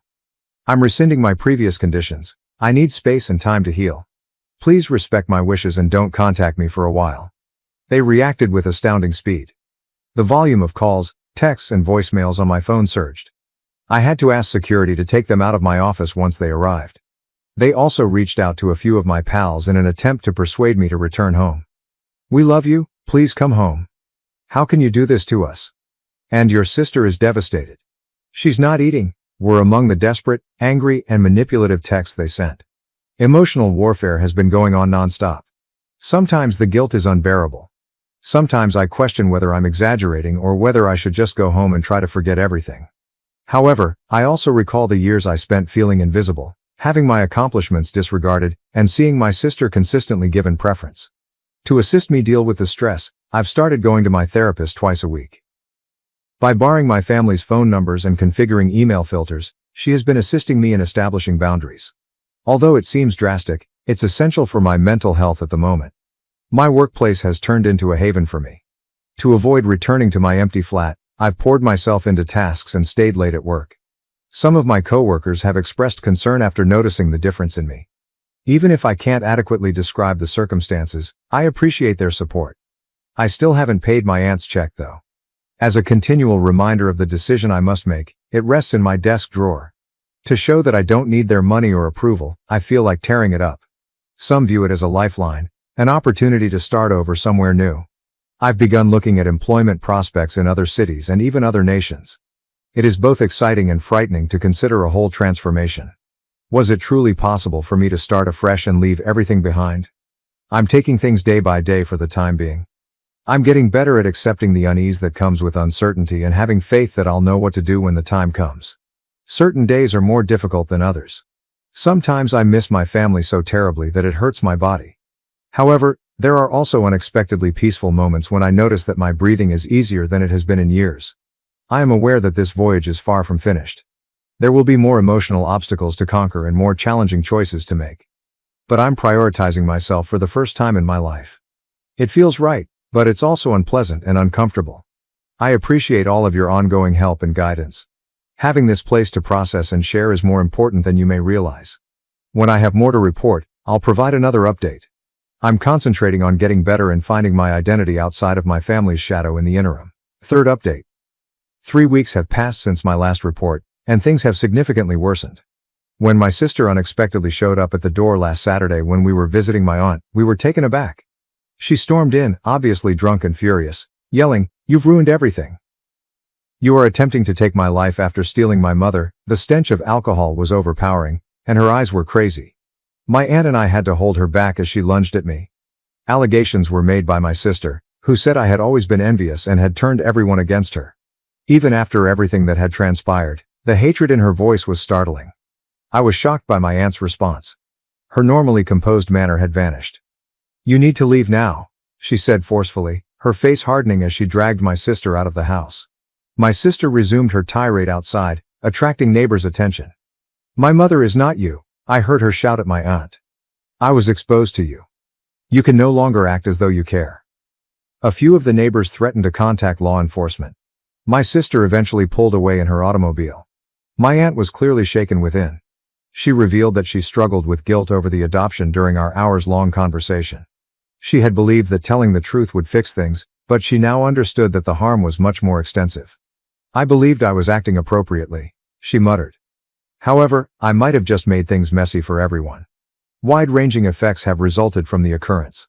Later, my parents called in a rage, accusing me of trying to ruin our family and inciting my aunt against my sister. I tried to explain things to them, but they refused. Members of the extended family have taken sides, causing the family to become severely divided. What started out as a private issue has turned into a full-fledged family conflict. The intensity of it all overwhelms me. I feel guilty even though I know it's not my fault, but I also want to withdraw and start over somewhere else. Because of my sister's condition, my aunt is worried about my safety and has proposed that I remain with her for a bit. I'm thinking about it, but I'm afraid it could make things worse. I'm making an effort to remain somewhat normal throughout this whole ordeal. I try to look after myself, go to work and see my therapist. However, this familial conflict is a continual burden. I wonder if this will have any repercussions. Is it possible for a family to overcome such ingrained animosity and rage? Is it better to give up or is it worth trying? I'm trying to avoid getting pulled back into the pandemonium and am concentrating on my own recovery for the time being.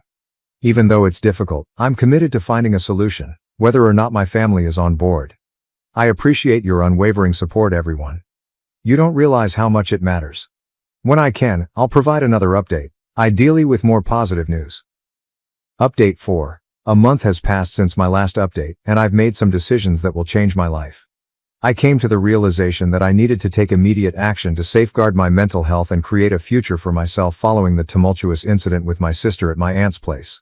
I've poured myself fully into my profession, asking my supervisor if I may move to another location to work for our company or take on more responsibility. I was surprised by how supportive she was. I'm currently in the running for a senior management job that would take me across the nation. It's thrilling as well as frightening. Along with the opportunity to oversee a large project, the new position offers a substantial wage increase. To get ready for this change, I've been working 12-hour days, going to every training session I can, and networking frantically. My increased zeal has sparked curiosity among my coworkers, but I've been able to sidestep most inquiries. A few close coworkers are well aware of my predicament and have been tremendously helpful. Regarding the money part, I ultimately decided on my aunt's check. I made the decision to cash it after giving it a lot of thought and spoke with a financial advisor. I was able to reframe it as an investment in my future, one free from toxic family dynamics, with the assistance of my therapist. I've secured an apartment in my prospective city using a portion of the funds. With a view of the city skyline, it's a compact, contemporary space. I've put the remainder into a diversified portfolio. I feel autonomous and financially secure for the first time in my life. The final separation from my family has been the most difficult aspect. All of their phone numbers and email addresses have been blocked by me. I've requested that my aunt not forward any of their texts. I know it's essential for my recovery, but it's been excruciating, like cutting off a piece of myself. Of course, there are periods of uncertainty. I occasionally feel inclined to phone late at night in an attempt to make amends. However, I then recall the years of gaslighting, the ongoing sense of inferiority, and the violent altercation at my aunt's house. It makes me more determined to keep going. I recently began seeing a new therapist who focuses on estrangement and familial trauma. She has been assisting me in overcoming my sadness and guilt. To replace the family-centered customs I've left behind, we're concentrating on establishing a new network of support and developing new ones. Additionally, I've joined a support group for those who are separated from their relatives. It has been both upsetting and consoling to hear their stories. I've learned that I'm not the only one going through this and that you can have a happy life without the family you were born into. Regarding my aunt, we have kept up our friendship while setting clear limits. She doesn't try to act as a mediator and accepts my decision to break off contact with the rest of the family. Although her assistance has been priceless, I'm careful not to rely on her too much. I feel a mixture of exhilaration and apprehension about the future. Though intimidating, the idea of starting over in a new place with a demanding new job and no family safety net is also freeing. I feel for the first time that I am living my life according to my own terms, free from societal norms and familial expectations. I've begun pursuing new interests and pastimes that I never had time for while I was preoccupied with family matters. I've joined a local hiking group, I'm learning how to cook, and I'm even thinking about painting. I've not felt this at peace in years as I pack up my flat and get ready for this new phase. Yes, I am saddened by what I have lost, but I am also hopeful about the future. I'm no longer the neglected kid or the family's scapegoat. I am only me, paving my own way. I want to thank everyone for their support along this journey. You have no idea how much your words of support have meant. My last update will be this one. I should put this chapter behind me and concentrate on writing the next one. Good luck to me. I was abandoned by my family due to my golden sister's success. Now she's begging for help as the family business falls apart. Hello Reddit, I, 32F, never imagined that I would be sharing my entire being online, but here I am. My life was completely upended in a way I never anticipated. I was expelled from the house by my parents. And why? Because I managed to pay for my MBA without their invaluable assistance, and my sister, 36F, the golden child, couldn't tolerate it. Although it's a lengthy tale, I need to vent and perhaps you guys might provide some guidance or simply a virtual shoulder to weep on. Allow me to illustrate the dynamics of my family for you. I've always been the underdog, the last in line, and the one who never quite fits in. It was obvious from the beginning that my sister was the favorite growing up in a suburban community just outside of Chicago. My folks would hold a parade if she received an A. It was like, oh cool, what's for dinner? If I received an A. You understand. Sarah, my sister, was always the center of attention. She seemed to do better at everything without really trying, and she was more attractive and gregarious. School plays? She took the lead. Captain of a sports team? Naturally. Grades? Perfect scores. I was the awkward bookish kid who didn't want to be in the spotlight and would rather sit in my room and code. My parents were enamored with Sarah as if she were a prodigy when she enrolled in a prestigious business school. They covered everything, including her tuition, fashionable clothes, her apartment in a fancy area of town, and even her excursions to Cancun over spring break. They were often boasting to anyone who will listen about their successful daughter because they were so proud of her. I kept my head down and assumed I would have to handle things alone in the interim. Despite taking out loans and working part-time jobs during my time in college, I was still able to earn honors in computer science. But was there a celebration for me? No. My mother just said, "Dear, that's nice. Have you looked at the pictures from Sarah's graduation? Wasn't she beautiful?" In the present, I have spent the last few years managing projects for a digital company. Although it pays the bills and is a fine job, I'm looking for more. One day, I hope to launch my own business, rise in my job, or even get into top management. I therefore made the decision to apply to a respectable university's MBA program. The catch?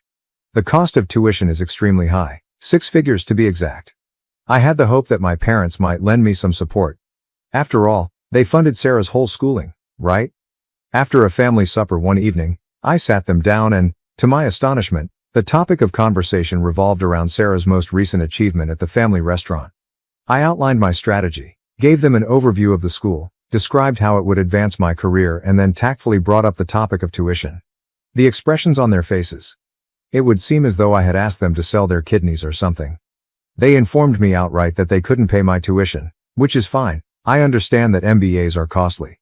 But the fact that they refused to even co-sign a loan was what really infuriated me. I only wanted their assistance so I wouldn't be drowning in debt for the rest of my life, not to pay for everything. Their logic. We have already covered Sarah's tuition. Now is the time to consider our future. The worst part is that they also intended to grow the family restaurant. It seemed like they were investing all of their savings in that. What I was hearing was unbelievable. So you could afford Sarah's entire education, but you can't even co-sign a loan for me? Trying to speak steadily, I asked. Well, honey, Sarah's education was an investment in the family business, my mother boldly said. You have an MBA? That's only for you, isn't it?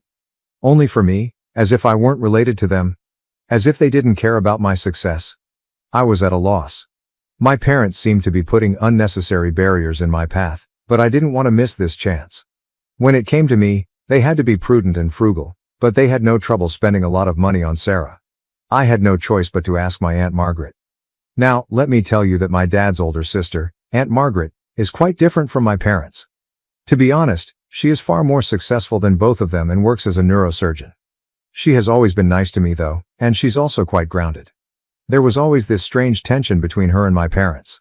At family get-togethers, they would pretend to be courteous, but I could tell they were resentful of her success in comparison to their own.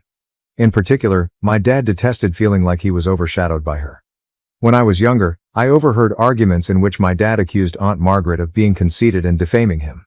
At first, I wasn't particularly interested in involving her, but I was desperate. One day, I contacted her to see whether she would be able to assist me with the tuition.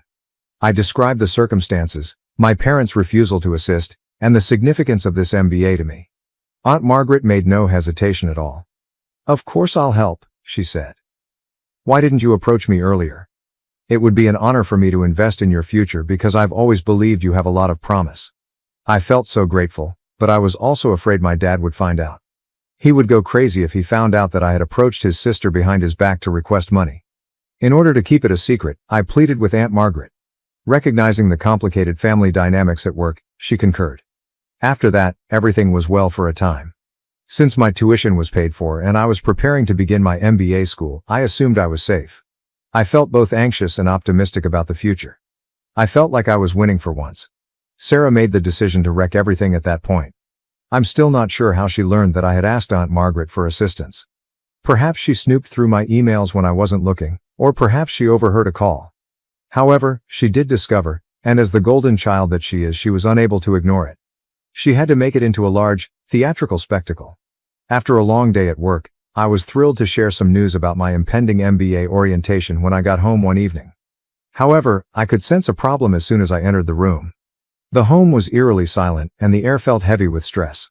My heart fell as I walked to the living room. Everything I owned, including my books, clothes, and even my bedding, was put up in boxes. I felt as though the house was erasing me. Sarah was standing off to the side with this smug, self-satisfied expression on her face while my parents were seated on the couch, their emotions a mixture of disappointment and rage. I had the impression that I had entered a perverse intervention. My father wasted no time. Explain this, he asked, tossing me a pile of papers. I picked up the papers with trembling hands, not understanding a word he was saying. I became aware that Sarah had completely lost her mind at that point. She had created these fictitious emails between Aunt Margaret and me, giving the impression that I was betraying the family. The emails gave the impression that I had given Aunt Margaret the trade secrets of our family restaurant in return for her covering my tuition. Recipes, supplier details, and even the restaurant's finances were discussed. I didn't really have access to any of these things, but Sarah did. My eyes were unbelievable. After looking through my laptop, Sarah discovered several emails that I had sent with Aunt Margaret, which she subsequently altered using Photoshop or some other program. She painted me as a traitor of some sort, as though I had betrayed our family. I was taken aback. This isn't real. I stumbled my way out. These emails are fraudulent. I would never do this. My parents, however, didn't even pay attention. My mom was crying as they stood there, and my dad was furious and red-faced. He said, "We trusted you, and you stabbed us in the back." They trusted Sarah, regardless of what I said. Since they obviously did. She was always believed by them. It felt as though I had vanished from the world and that all the years I had spent being a good daughter, working hard and never getting into trouble, were in vain. I knew then and there that I would always be second best in their eyes. They would always have doubts about me. My father said, "You must go," in a chilly tone. "We won't have a traitor in this house." I pleaded with them to think again. I made an effort to clarify the MBA and how Aunt Margaret was only assisting me, much like they had assisted Sarah. My parents didn't care, but I didn't want to burden Aunt Margaret, especially since she had already promised to cover my tuition. They claimed I was a traitor and refused to interact with me. Sarah simply stood there the entire time, her arrogant expression never changing. Her eyes said louder than words could. She had prevailed. The sister, whom she always viewed as a rival, was finally gone. That was it. I only had a few boxes of my belongings and the clothing on my back when I fled. I noticed the neighbors looking out their windows while I was loading my car, presumably curious about the drama. I felt totally alone, deceived and embarrassed. As soon as I was in my car, I called Aunt Margaret, crying so hard that I could not speak. Without asking any questions, she told me to come to her apartment right away. Without her, I'm not sure how I would have made it through. I'm currently residing at Aunt Margaret's home. With her offer of a place to stay and her assurance that she still wants to assist with my MBA, she has been a tremendous support system. Nevertheless, I vividly remember that night. Sarah standing there with that arrogant expression on her face, knowing she had won, my parents glaring at me like I was a criminal, and all of my belongings packed away when I walked into my house. I don't know. I'm not sure what to do, Reddit. A part of me wants to defend myself and show that Sarah was lying. If I looked closely enough, I could certainly find proof that the emails were forged, but I also want to break all connections and never look back. For those who are so eager to assume the worst of me, why should I fight? How can I possibly comprehend this betrayal? Given that my own family has abandoned me, how can I go on? In a few weeks, the MBA program will begin and I should be thrilled. However, I'm coping with this emotional trauma instead. I keep going over everything again in my mind, wondering if I missed any clues. Was Sarah this cunning all the time? Were my parents as eager to discard me all the time? After this, how can I ever trust anyone again? Aunt Margaret advises me to concentrate on the chances my MBA will present for my future. Although it's difficult to look past the hurt and rage in the moment, she claims that achievement is the best form of retaliation. I would appreciate any guidance. From here, how do I reconstruct my life? Given that my own sister would go to such extent to harm me, how do I handle this? And when I feel so damaged on the inside, how do I interact with my MBA program instructors and classmates? Here, I feel like I'm drowning. Give me a lifeline, Reddit, if you can. Update 1. It's been a long time, 3 years to be precise, Reddit. Since I last wrote about my family throwing me out, a lot has happened. I wanted to let you know how things have progressed. I started by finishing my MBA program, which had a profound impact on me. I was in a lot of mental upheaval when I first started, but I was able to focus all of that energy on my academics. I graduated at the top of my class, but it wasn't easy. The girl who constantly felt inferior is no longer there. She has been replaced with a lady who is confident in her abilities and doesn't hesitate to express them. I got a job at a prestigious consulting business after graduating. I love my job, but it's tough. I'm in a setting where my abilities and diligence are truly valued for the first time in my life. No more living in the shadow of others. During all of this, Aunt Margaret has been a rock. She's become the loving family I never had, not just a place to stay. We discuss everything from her most intriguing medical cases to my most recent professional endeavor during our weekly dinners. I've learned so much from her about defending my rights and appreciating my own worth. 3 years of radio silence about Sarah and my parents. No emails, texts, or phone calls. It was painful at first. However, as time went on, I came to see that their absence was enabling me to develop in ways that I could not have while living with them. I've created a proud life for myself, free from the need for approval and continual comparisons. However, life can be unpredictable. Last Saturday, just when I thought I had everything worked out, Sarah arrived at my door. I nearly failed to identify her. The air of superiority and the fancy attire vanished. She was wearing a basic sweater and jeans that had seen better days, and she had big circles under her eyes and her hair pulled up in a hurry. She looked discouraged. "Hey," she said in a little voice. "Can we talk?" Curiosity overcame my want to slam the door in her face. I opened the door for her. Sarah sat uncomfortably fidgeting on the couch. "I need your help," she blurted out at last. "The eatery is having problems. Serious problems. The family firm," she said, "was close to going bankrupt. Our parents' much-anticipated large expansion had turned out to be a complete failure. They were drowning in debt because they had overextended themselves and took out large loans." When Sarah said, "Dad's talking about filing for bankruptcy," her voice broke. "Mom is in disarray, and I'm at a loss for what to do. Despite my best efforts, I am unable to resolve this." As I listened, I experienced a range of feelings. I had a sick sense of satisfaction. Wasn't this retribution for the way they handled me? However, I also experienced a twinge of, not quite pity, but a near feeling. "Why are you telling me this?" I inquired. "What do you expect me to do?" Sarah's eyes were filled with desperation as she gazed at me. "You're doing fantastically in your new work and with your MBA. I hope you may be able to assist, offer some guidance, or—" I understood what she was asking, but she didn't finish the phrase. She desired money. The black sheep is being rescued by the golden child. The irony was nearly unbearable. I said, "Let me get this straight," maintaining a calm voice. "After everything that happened, after 3 years of silence, you show up asking for help." Sarah was gracious enough to appear embarrassed. Quietly, "I know I messed up," she said. I felt envious. "All right. You were always so capable and intelligent. I lost it when I learned that Aunt Margaret was assisting you. I apologize." After 3 years, all she could do was apologize. It was dreadfully insufficient. "Sorry doesn't cut it, Sarah," I responded. "You have no idea what I've been through because of what you did."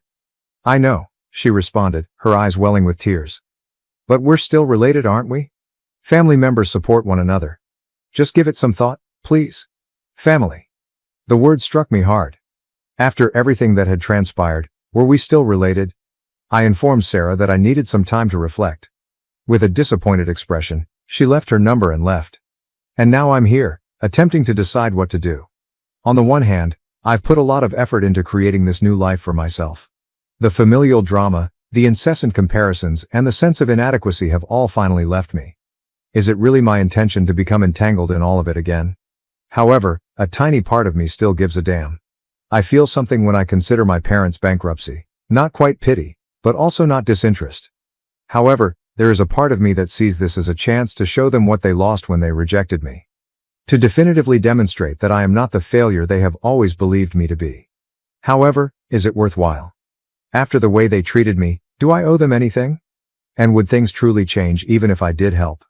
Or, regardless of what I do, would I always be the second best daughter? Reddit, I'm conflicted. How would you respond if I were you? Should I defend myself and let my family work out their own problems, or should I assist them and run the danger of getting injured again? I've been thinking about it for the past few days, but I'm still not convinced. A part of me wants to step up, offer them a helping hand and pull them out of this mess. It might present an opportunity to re-establish our friendship on more equal terms. Another part of me, though, is screaming to go away. I'm still recovering from the profound damage they caused me. Would I truly want to expose myself to that suffering once more? Aunt Margaret and I have discussed it. As usual, she has been encouraging, telling me that she will support me no matter what. However, she cautioned me as well. Sometimes helping others means sacrificing yourself, she stated. Make sure you're not setting yourself on fire to keep them warm. I've been distracted recently, and my coworkers have noticed. Some have listened sympathetically, but I haven't told them the specifics. One of them stated, Sometimes the most professional thing you can do is to keep your personal life separate from your work. That statement has stayed with me ever since. The MBA courses on crisis management and corporate turnarounds are still on my mind. It's likely that I could assist them and provide a strategy for escaping this situation. Should I though? Am I accountable? What about the apologies from Sarah? Is it sufficient? Is this just another ploy, or can I believe that she truly feels bad? I'm also concerned about how it might affect my personal financial security.